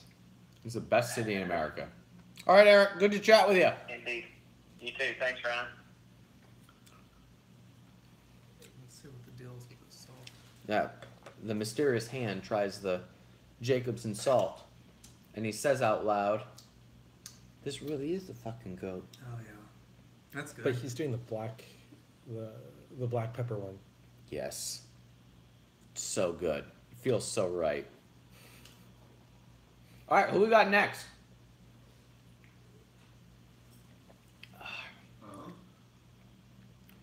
Let's see if Chandra Ray and her husband answer. What was your to Anchorman? I'm not sure I can make my shirt speak, Tyler. What was your favorite wine of the three? If it weren't vinegar, I would probably like District 7. Although the first one wasn't bad either. I think. Casson? How do you say this in French? Casson? Casson.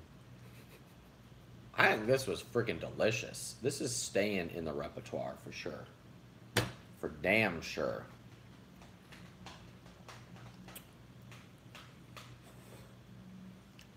Tom Twombly is talking to someone named Nino.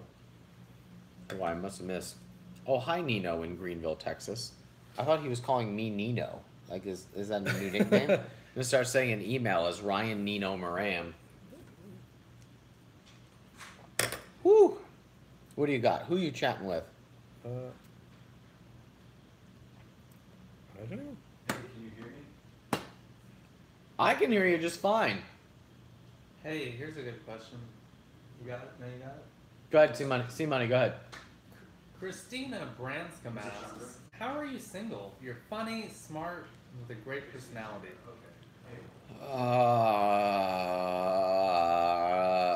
This is a can of worms I shouldn't open I mean, while I've are had you like even- 6 glasses of wine. Define I'm single. just gonna have you stop talking right now, see money. I'm just gonna hold on. Here, hold on. Have some vinegar. You go ahead and throw that back, all right? Let's not let my complicated relationship status. Let's just no. Well, I'm visibly uncomfortable. I'm visibly uncomfortable. How am I single? Okay, hold on. How do I dodge this question and make it look like I answered all at the same time? I am skeptical. I'm skeptical about. Whoa, Jonathan Sears is on the line. What's up, Jonathan? Good to see you, dude. Congratulations on your pending nuptials, which is really Opportune time. Let's talk about your view on marriage now. Yeah, so that's actually where I'm going here. Okay, like so I am skeptical about the traditional relationship structure, and yet I desire it at the same time in a weird way. I grew up with I went to school to be a pastor. The idea that you're with one person, you wait to meet that one person. C Money is laughing at me because he doesn't usually see me get this uncomfortable. And at 26, I found out I was going to be a dad. And that changed things. And so as a result, it just like I questioned religion in my 20s, I questioned the 9-to-5 job. I question the structure of marriage as is the model we follow right now the best model? And maybe I'm completely just misleading myself because I'm afraid to I have a set of issues, right? We all do. But I think the traditional love story happens, but it's rare. And I think we're probably ripe for a re-exploration of what that structure looks like. I am not married to how that needs to play itself out. I just know that there's no one that has entered my life where that structure has made sense, mostly because one of us exits the relationship, right? I don't know that we're wired to be with one person forever. I could be totally wrong. I'm open to being wrong. Sometimes I want to be wrong. But overall, it just, I think one model for everybody is a bit of a pipe dream. And I'm exploring what that looks like for me. And I don't know how that's going to end up. I really don't know. And I'm totally cool not knowing. I am so not attached to what my relationship status is. I so don't need my relationship status to look like any one way. I am not, like, I don't have any need to be with one person or to be alone or to be in a bunch of open relationships. I don't have any attachment to what my relationships are. I more desire the freedom to connect with friends, relationships, romantic partners in a way that feels authentic when they show up. And that's where I am right now, and I'm totally cool with that changing too. So that's how I am single, despite being... What were the adjectives that were used? Would you say those again? Were they handsome, smart, funny, intellectual, suave, well-dressed, muscular? Well, obviously that was a lie then. Made up. The well-dressed one? Yeah, when you got to that, I Yeah, knew it was like, yeah, it was a that was a stretch. plan. I should Yeah. have stopped at muscular, handsome, funny, successful. Shouldn't have thrown in well-dressed. That was the key that everybody knew I was exaggerating. You just got too many options. Have you heard of the incel community? The what? Involuntary celibates.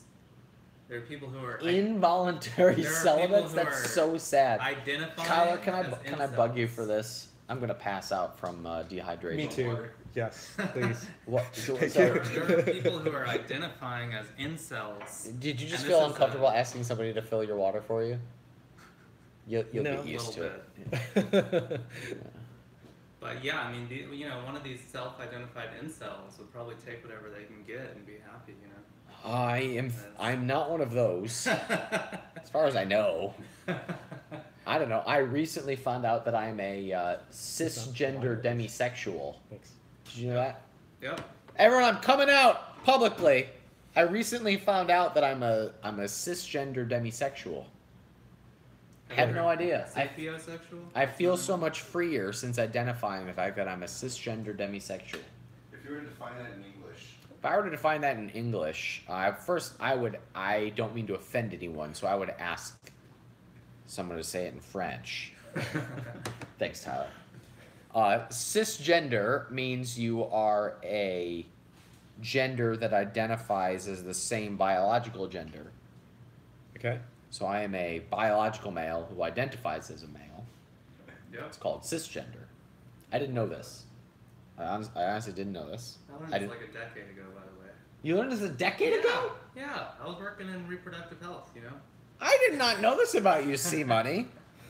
And then a demisexual is someone who is, I think, forgive me if I'm butchering it, not interested in sex until there is an emotional connection, Yep. which I thought was just called normal. I thought, anyway, that, I personally have no interest in sex until there's some sort of an emotional connection. Apparently, that's not called normal. It's called demisexual. Who knew? So I'm a cisgender demisexual. I feel so much freer now. Congratulations. Thank you. Thank you. It feels good to be out. Yeah. No doubt. Is there anyone we haven't offended yet tonight? Just all right, do me a favor, put your, Will Henderson's on the line. Hey, Will Henderson. The person that I want to be when I grow up is Will Henderson. No freaking joke. Can't wait to see you in August, dude. All right, so if we haven't offended you, please say not offended in the comments and then tell us about something about yourself so we can talk about it, so we can find a way to hashtag trigger you.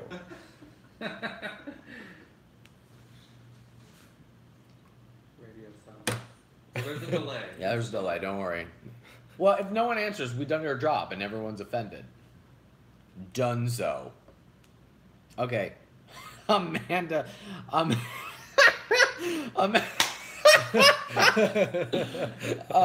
says, I'm not offended yet. I'm Mormon. Fire away. I love Mormons. I've never met a Mormon I did not like. I have also never met anything, I've never discovered anything the Mormons believe that I did like. But I've never met a Mormon person that I liked. Because they're totally cool making fun of themselves. It's like, I had a team member for a while named Tyler. He worked with me for like 3 years. And during the 2012 election, we're like, hey, Tyler, what you up to? And he's like, oh, just creating an altar to Mitt Romney. You know, us Mormons just dance around a fire singing songs to Mitt Romney. I was like, I love you. I didn't even prompt you. And I just think Mormons are the best people. They're just great. Because, you know, they believe weird things and they know it. And they're totally cool with it. They're like, yeah, you want to see my magic underwear? I'll show you my magic underwear. Here's my magic underwear. I earned this by reciting the things on the golden tablets that floated up into heaven.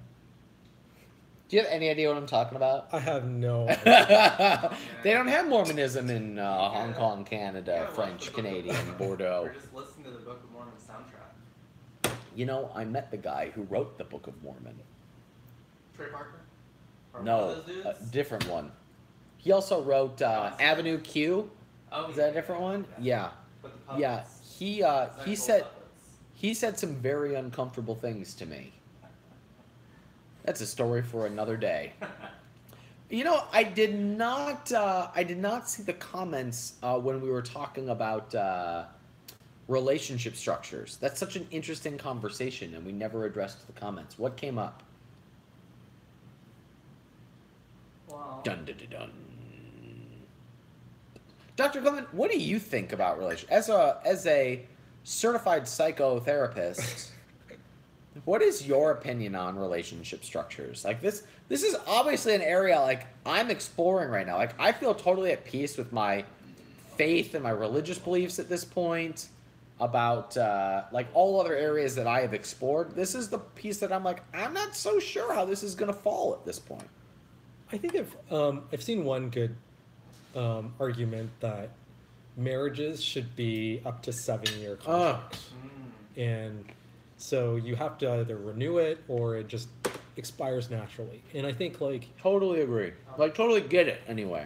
I think relationships, when you get into marriage, part of the reason they don't last is because there's a certain amount of complacency, and if you're married like you're dating, I think that changes the dynamic. What do you mean if you're married like you're dating? Like you don't know that it's going to be forever? Yeah. That, totally. That being said, like I think you bring out other issues with respect to, well, do you believe in monogamy? Do you believe in or polyamorous relationships or like all these other things, which are, I'm a bit more of a romantic. I think I believe more in monogamy. And I, Hey, Chris, we got a flashing red light. What does that mean? Getting kind of low on battery. Okay. I'm getting low on battery or it's getting low? It is. Okay. So you kind of believe it. Your romanticness is that you want there to be one person. I do. No pun intended. That's going in the clip reel. DeAndre says relationships are better when the two can come together and actually communicate without judgment or condemnation. Expectations are a killer. True. Just be free and inbox yourself. I don't understand that part of it. Triggered light. Triggered lights on. Brianna says, like the Black Mirror episode where they had the relationship timers. That was a wild concept. I don't know what Black Mirror is or what a relationship timer is, so I don't know. You're looking at me Like you're crazy? because I don't know what Black Mirror is. It's like, yeah, it's a What? popular show. is it. Yeah. I have a confession, and I'm only admitting this because I'm drunk. Mm-hmm. I have not watched the last 2 seasons of Survivor. Oh my god. Wow. Wow. Guys, I had never missed an episode of You Survivor. realize you're Survivor Boy. Survivor Boy 13 or something. Listen, right? 35 seasons of Survivor. I never missed a damn episode. Never. Ever. You're not even 35. That they have 2 a year. Oh, I've been okay. watching since I was 12. Since I was 12, I have never missed an episode of Survivor. 18 years I've been watching the show. Haven't watched it in 2 seasons. If that is not evidence, I have Survivor shirts from every season that in high school I wore every Thursday to remind my peers that Survivor was on. That's how much I love Survivor. Haven't watched 2 seasons because that's just a sign. If that's not a sign that TV is on its way out, I don't know what is.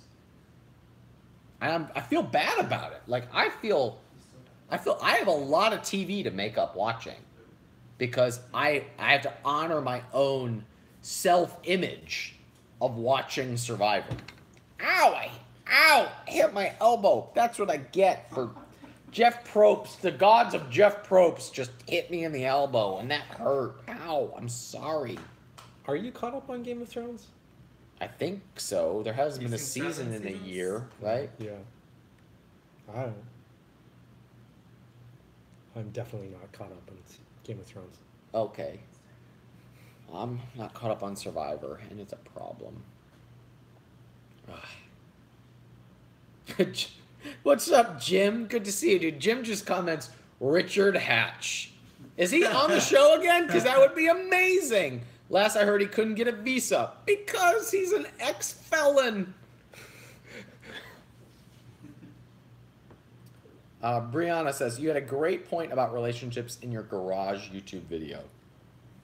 I said, well, in that video I in said, the car. I was like, here in my garage, relationships are your highest form of ROI, is basically what I said. I've been chatting with Ty Lopez's team a lot this week, by the way.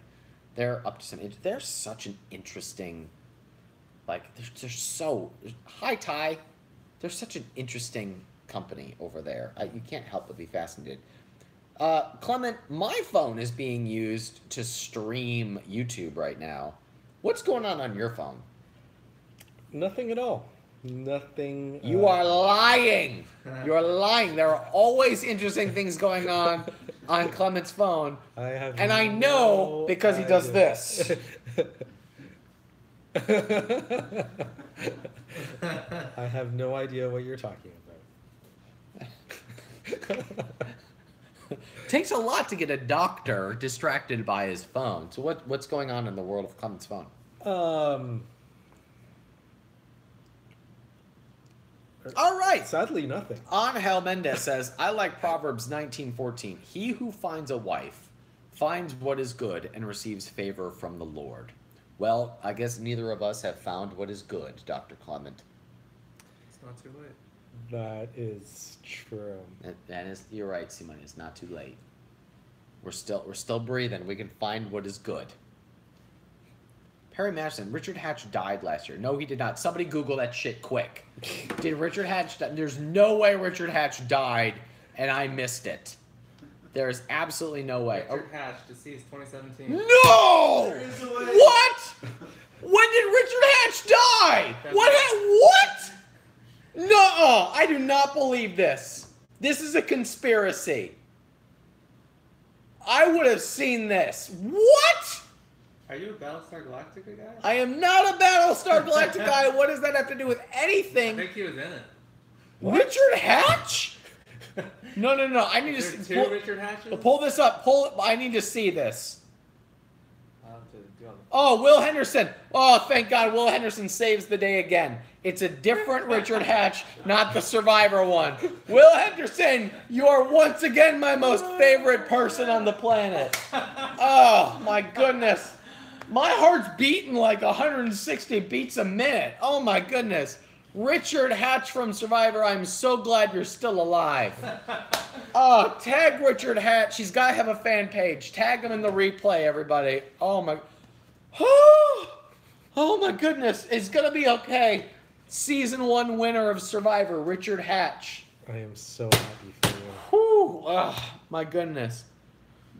Who we gonna call? Ghostbusters.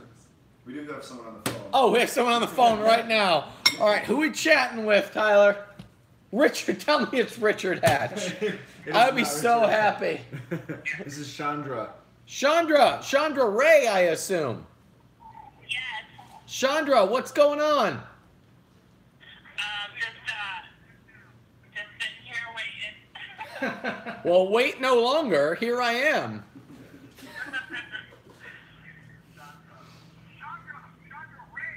This is the part where you stop talking to your computer and you talk to me. Right. Right, yeah. You and me. Let's do this together, Chandra.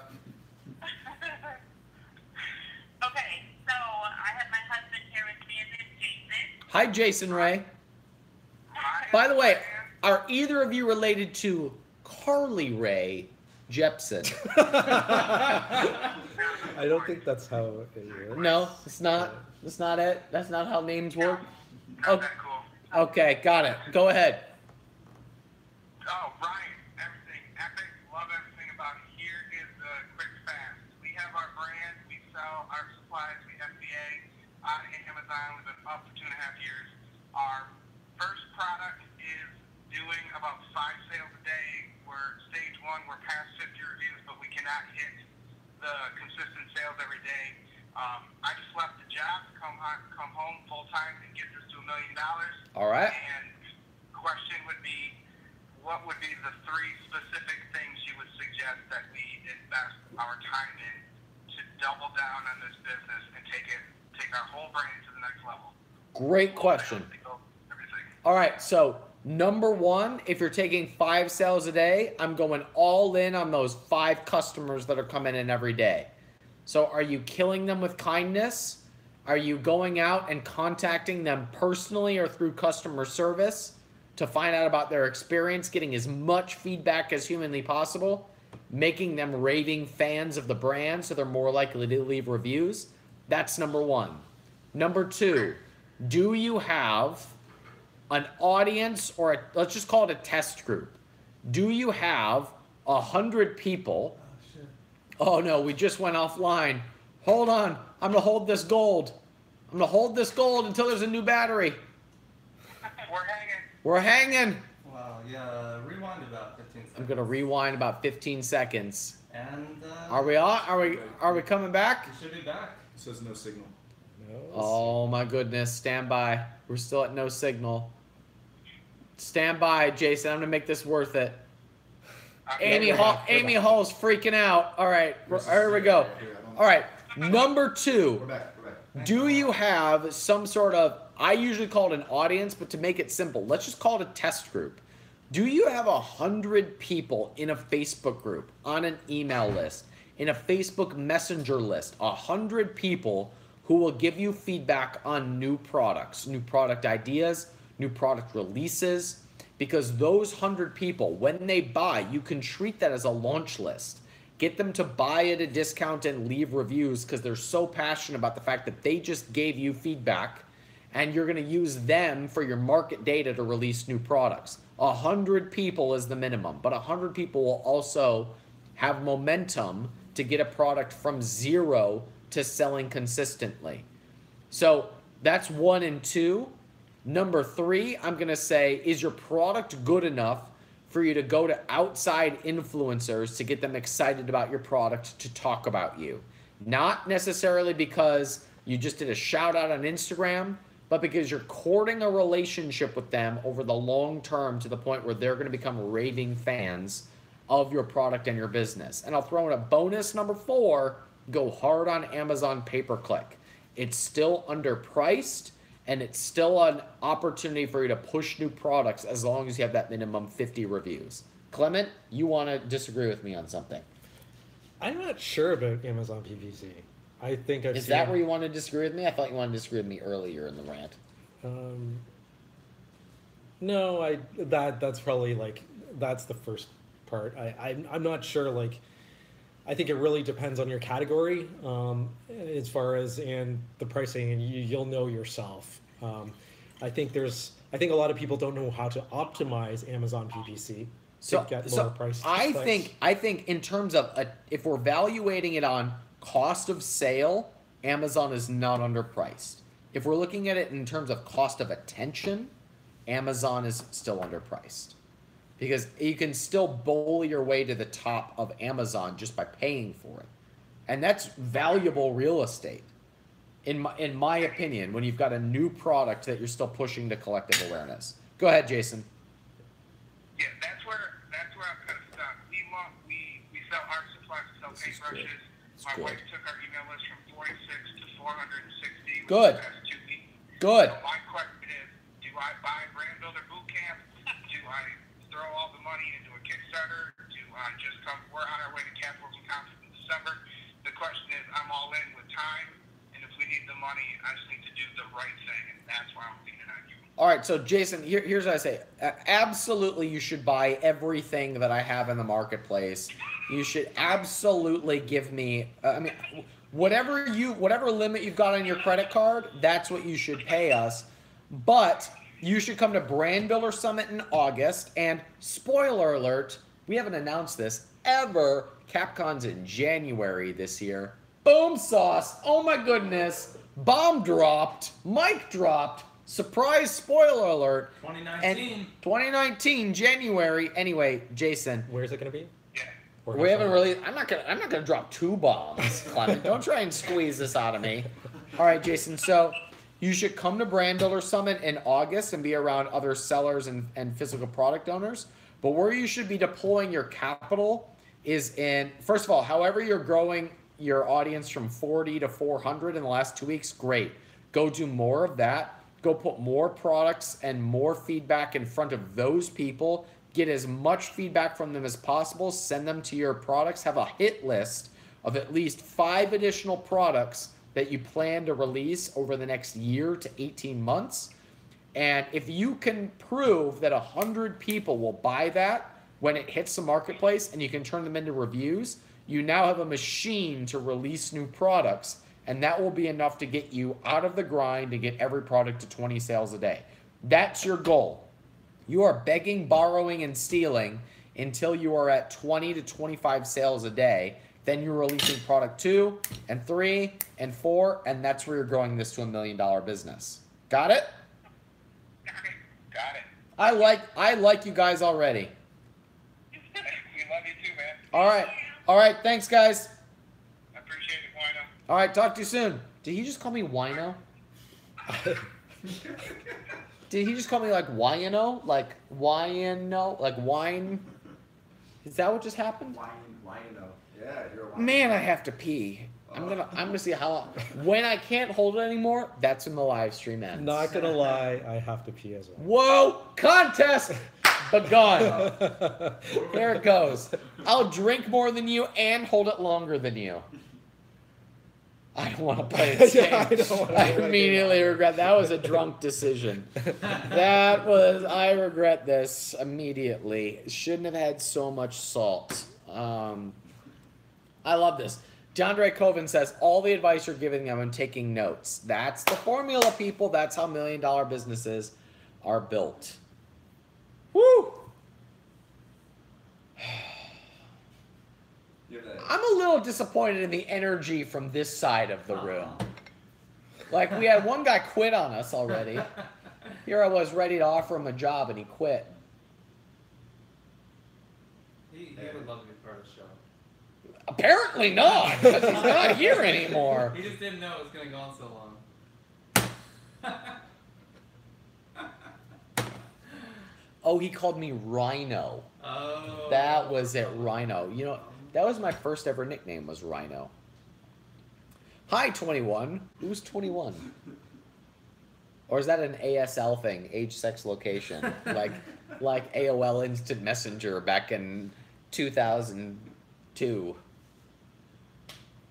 Well, if you have the sex. 21, coming from London, is there any events in the UK where I can network and get advice or simply suggest BBB? I don't quite understand the question. I'm too drunk. This Bordeaux is really good. No, this isn't the Bordeaux. This Toscana. This is really good. I'm very impressed with this wine. Good job, Trader Joe's. Costco Trader Joe's battle 2018 on the quality of wine. I'm very pleased with this Casson blend from 2011. Syrah. It's a Syrah. Actually, it is a blend. Yeah, it's a 20% Syrah, 80%. How do you say that in French? I don't think it's French.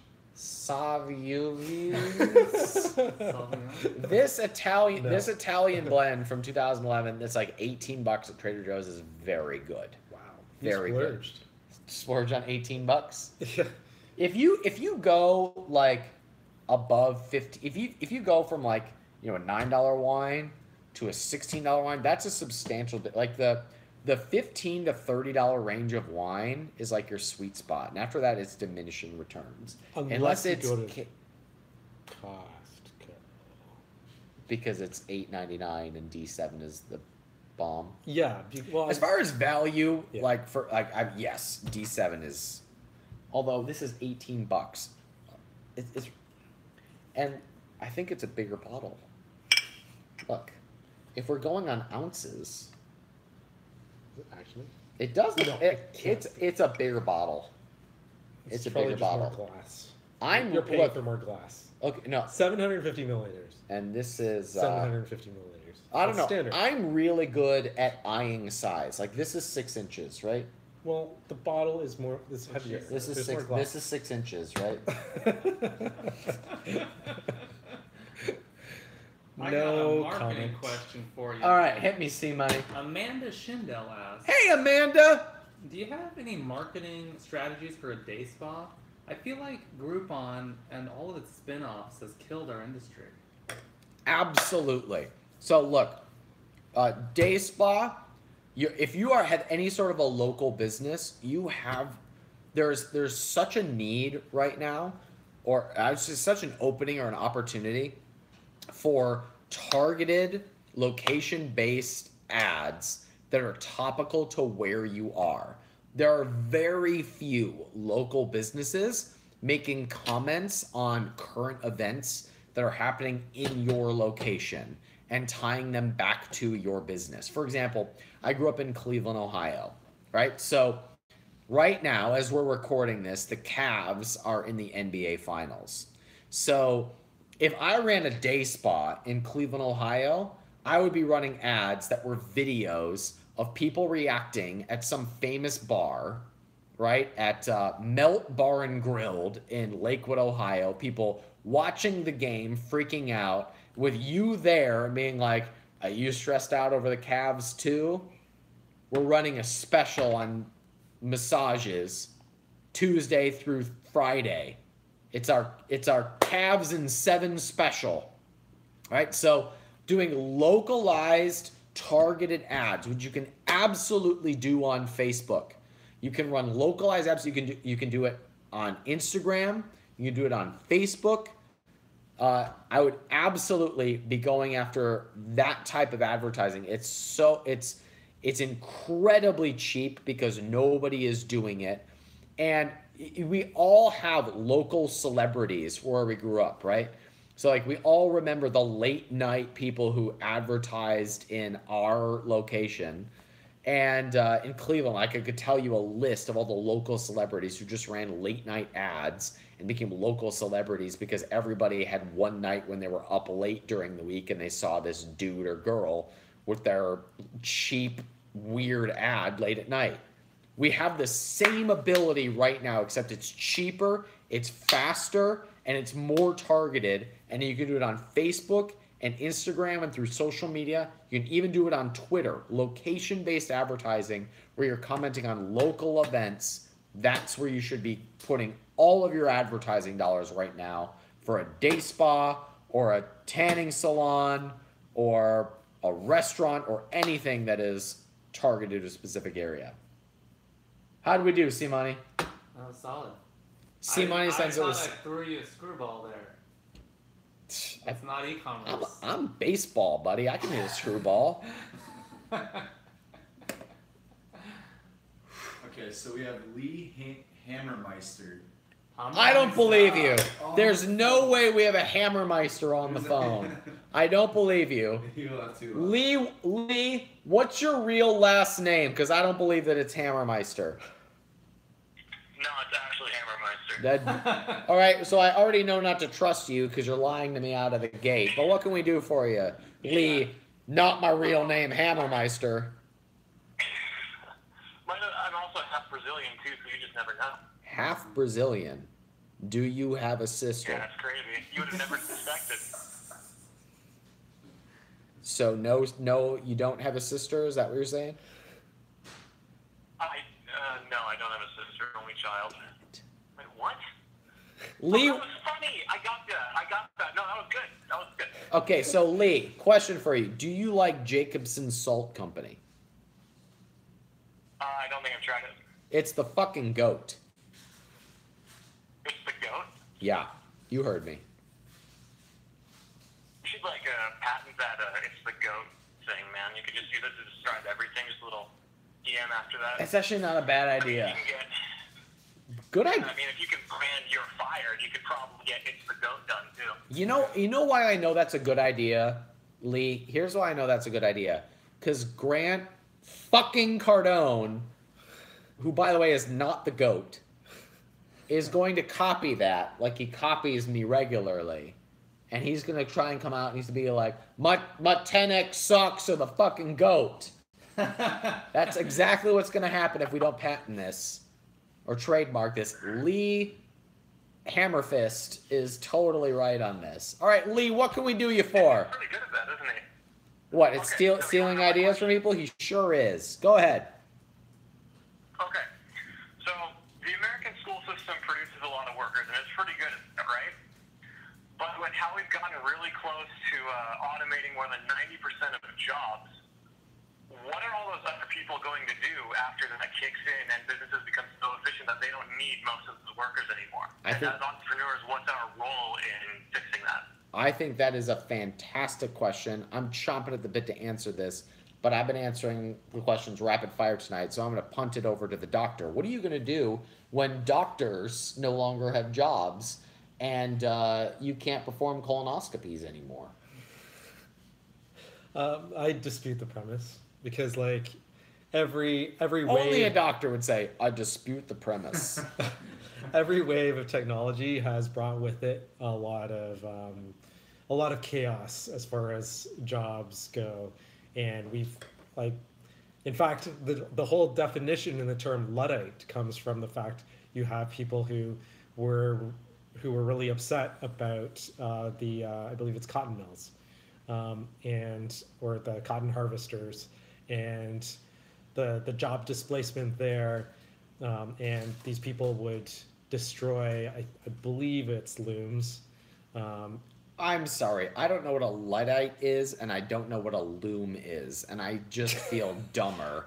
Within 2 sentences, I have no idea what we're talking about. Anyway, people keep on losing jobs with new technology, but we keep on creating more jobs than we lose. And I think that with automation, you still get other jobs. The service sector has boomed. Services and experiences become more valuable. Entertainment becomes more valuable. And I think that I think people have always worried that eventually we'll lose more jobs than we would create. And until that actually happens, I'm not going to be as concerned. But even if that's the case, that just means like we're becoming so wealthy, and we can produce so much that it probably also means that we have an opportunity to more easily take care of people.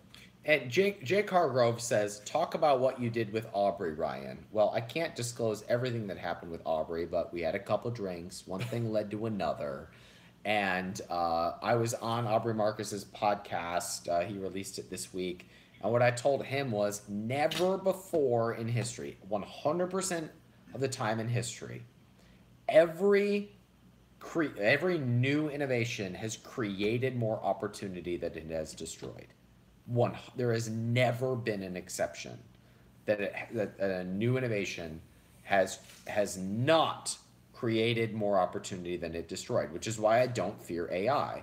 What it ultimately does is free up labor capital to go into other areas that'll be more productive. And I predict, your question was, we as entrepreneurs, what do we do? It's our jobs to be as creative as humanly possible and to be creating new things. Well, and to serve. And that's ultimately, a good entrepreneur serves and creates that value. So it's not creation for the creation's sake. Right. Agreed.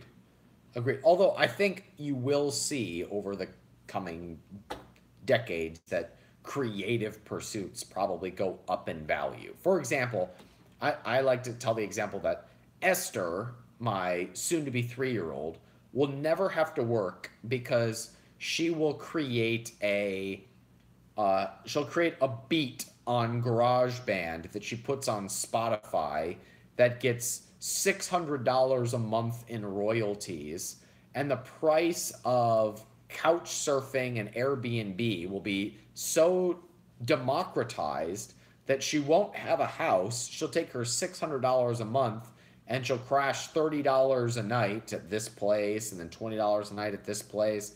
And she'll do whatever she wants on the royalties from her Spotify creations that she made in GarageBand.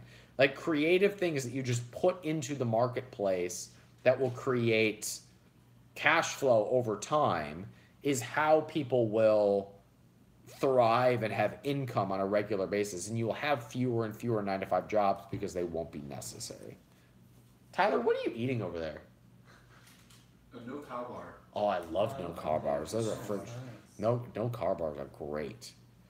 Lee, does that make sense? Yeah, it makes a lot of sense. I don't know, I just figured that it would happen more all at once just with how AIs are, like you got Tesla trucks, so trucking just gone for employment. You've got self-checkout machines, and those are just going to become more and more prevalent. I don't know, I figured it might just be more like just a shorter time frame rather than a consistent longer thing. I just figured that people would have difficulty adjusting to that, given that a lot of people don't like to learn new tricks. You're absolutely right that people don't want to learn new tricks. My biggest fear is that we will coddle to people's desire to want to stay the same. Nothing has ever stayed the same in history. And so it's not our job to make people feel comfortable. It's our job to grow as human beings. And we do people a disservice by removing their incentives to grow and change. So I think our job as entrepreneurs is to serve to create new opportunities and to give people opportunities to grow. And that's what entrepreneurship has been for, well, ever since Abraham, who some argue is the first entrepreneur because he said, "This is my land, I have property rights." Ever since entrepreneurship has existed, that has been our job, and I don't think that changes with automation or AI. And I think there's an interesting political question. Thank you. There's an interesting political question around it as well, because I wonder sometimes, for instance, Trump's success in large part has to do with the fact that he's appealed to a large segment of the population who have felt that they've been left behind. And in these industries where arguably there has been some unfair competition, I come to the problem from a fairly utopian viewpoint that if other countries want to subsidize their goods for us, why not just buy their subsidized goods? But at the same time, you have these jobs that it's a very what's the word? It's a viewpoint that is kind of selfish in the sense that there's a large population which is being displaced in their jobs because it happens that these trade deals aren't necessarily fair. And at the same time, I see the interesting thing is Trump is able to renegotiate some of these deals, but at the same time keep trade being fairly liberal. At least that's what it appears is happening. But I have no idea what you just said, but I'm gonna nod and say that sounded smart. Lee, one thing I'm gonna add to my comments earlier is in the event that we're afraid of opportunities going away, like when I was in my early 20s, I was like, I can see change happening really, really quickly, and I want to make sure that I'm taken care of forever. So my strategy has always been make as much frickin' cash as possible now so that you can invest in the technologies and opportunities that will open up, because we're in such an interesting period where things are going to explode that if you can generate cash and invest in the companies that are emerging, you will always be taken care of. Arguably. For sure, yeah. I don't think I'm scared at all that there won't be enough space for me. I don't know, I'm just a little bit worried about all those people. I think that it would just it pushed the idea of a universal basic income out. And Ah. some people would think that'd be a good idea because it just gives them another excuse to advocate responsibility Yes. for their own decisions. You're absolutely right about that. And here's why it's not necessary. Because assuming that automation and AI does reach critical mass, the cost of goods will be so damn low that you won't need to have a universal basic income, because your Esther's Garage Band royalties will produce enough for you to be able to live on. The cost of living will fall through the floor if the predictions of AI and automation take place. Like, we see it across every sector. When automation goes up, prices come down. So the cost of living will go down. And so we tend to project what's real now into the future. And that's not the case. The change will be dynamic, just like AI's change will be dynamic. And so there will be an inverse relationship to the amount of prices to automation. And that has occurred consistently throughout history. Yeah, I like it. Cool. Lee, Thank you so much, Ryan. Lee likes us, Doctor. Thanks, Lee. Appreciate you. Yeah, man. Take care. Enjoy your wine. I enjoyed way too much wine. Well, I can't quite think straight because I can't really follow anything you're saying. Are you speaking French? Oui. What did he just say? I studied French in high school. I said yes in a very high-pitched I remember. voice. I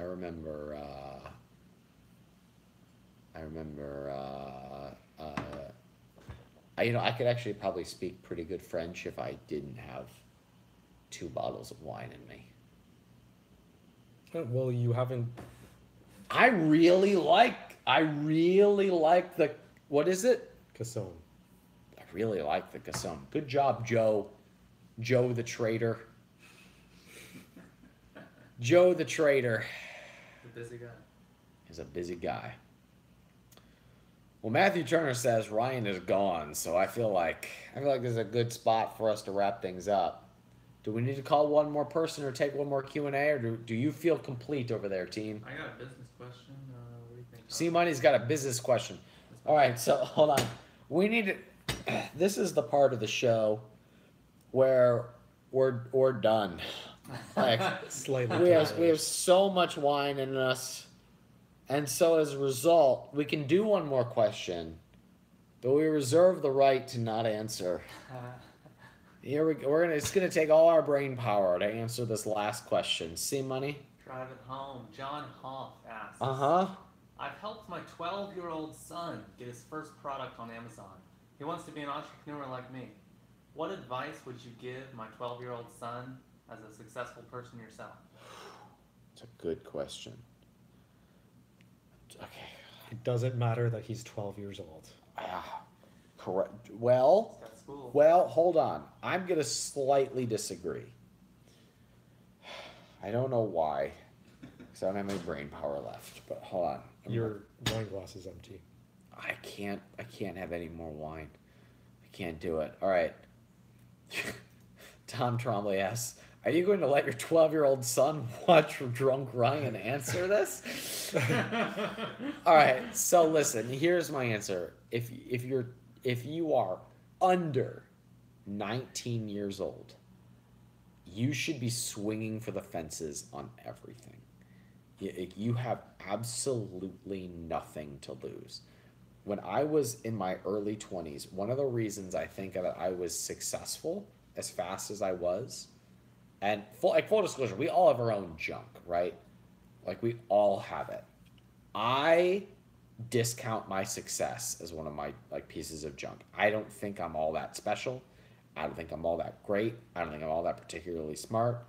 Clement sees me more often than pretty much anyone alive and would probably agree with that assessment. I'm a big dork who doesn't know how to dress. Okay, that's good at a few things, and I got good at optimizing those few things. But anyway, one of the things I did well when I was in my early 20s is I asked myself a question very regularly, and it was, what is the biggest risk that I could possibly take right now that would lead me closer to my goals? Like if I were to go all in on something, which by the way was how the Capitalism Conference was born. I was like, I have a few $100,000 in retained earnings from my personal brand. What if I just risked it all on a conference and I booked all these speakers to come? And if nobody showed up, at least I have like 3 days of hanging out with amazing people that would mentor me. Like I get to hang out with amazing people for 3 days. And now we're in year 4 of planning that because it worked out, right? It was just like, how much can I risk? And I did that until I sold a company last year. It was just risk everything, like double down all the time. If you're 12, if you are between the ages of 0 to 19, double down on everything. Like bet on black. I'm trying to imagine like a toddler taking your advice here, but okay. Oh, Esther does, for example. For example, she went all in on chasing the cat. Okay. This week. Okay. Fell flat on her face, stubbed her toe. Went all in. Went all in. I was proud of her for taking that risk. Okay. Yeah, I bought her a copy of Hello Kitty Monopoly. Gotta raise them early. Yeah, I actually saw that. Did you buy it off eBay or something? A garage sale. Okay. Yeah, $1. Okay. $1. Okay. So low risk. Low risk, high reward on this one. Okay. All right, so go just double down on everything in front of you. If you are, I would even say if you're not yet 25, just seriously risk it all. Like you've got time. You have so much time to and even if you fail, you will learn so much that will have a positive ROI. Unless you have a child or a family member to take care of or some other reason that you being broke prevents you from going all in, go all in, risk everything, and that compounds. You will learn so much faster than all of your peers. Doctor? I would agree. I didn't expect that. Yeah. Didn't think so. Ryan Rigney says, double down on the binky. Matthew Turner, what should 3-year-olds be doubling down on right now? Play. Ryan says, Ryan doesn't have a 12-year-old son as far as he knows. I can verify with absolute certainty that I have no 12-year-old sons floating around anywhere. I can verify that with absolute certainty. Absolute certainty. Go ahead, Clement. We can go there. I'm drunk. Let's go there. Imagine a few theoreticals. Never mind. No, go ahead. What possible theoretical? Can we call Pam? Absolutely, we can call Pam right now. What is your question for Pam? That I stepped into a time warp and I met her 10 years earlier? With absolute certainty. Wait, how old were we talking? 12. Oh, okay, never mind. A 12-year-old son. Okay, fine. Which would mean I would have had to lose my virginity when I was 18, which is about 30 years early. I lost my virginity last Tuesday. That's what happened, everybody. She did have a pulse. Oh. Thank God. Don't put that in the recording. I don't want to end on that note. I don't know how to pivot out of that. Felt like I was having way more learning lessons and prospering. I'm certain it's coming. Brianna says, nap time. If I'll miss it one day. One thing I would add is that the research shows that the most successful entrepreneurs are those who are like in their late 30s and 40s and up. Really? Tell me more. It's a myth that entrepreneurs are the young Crazy success tech, yeah. tech startup, 19-year-old, Yeah. crazy. Okay, so what do you mean? I think is the Kaufman Foundation, Kaufman Family Foundation, which Whoa. has done a Please bunch tell of me it's research. Kaufman, Koufman, and not Coffin, an association of old people celebrating entrepreneurs who are about to die. Please tell me it's not the Coffin, the Coffin Foundation. You can still do it. You can still be successful. I won't have any more wine. I can't do it. I'm done. So the Coffin Foundation, whatever, says Yeah. what? Successful entrepreneurs are generally later in life, so 40 and up, and whether that's because they've gotten more connections at that point,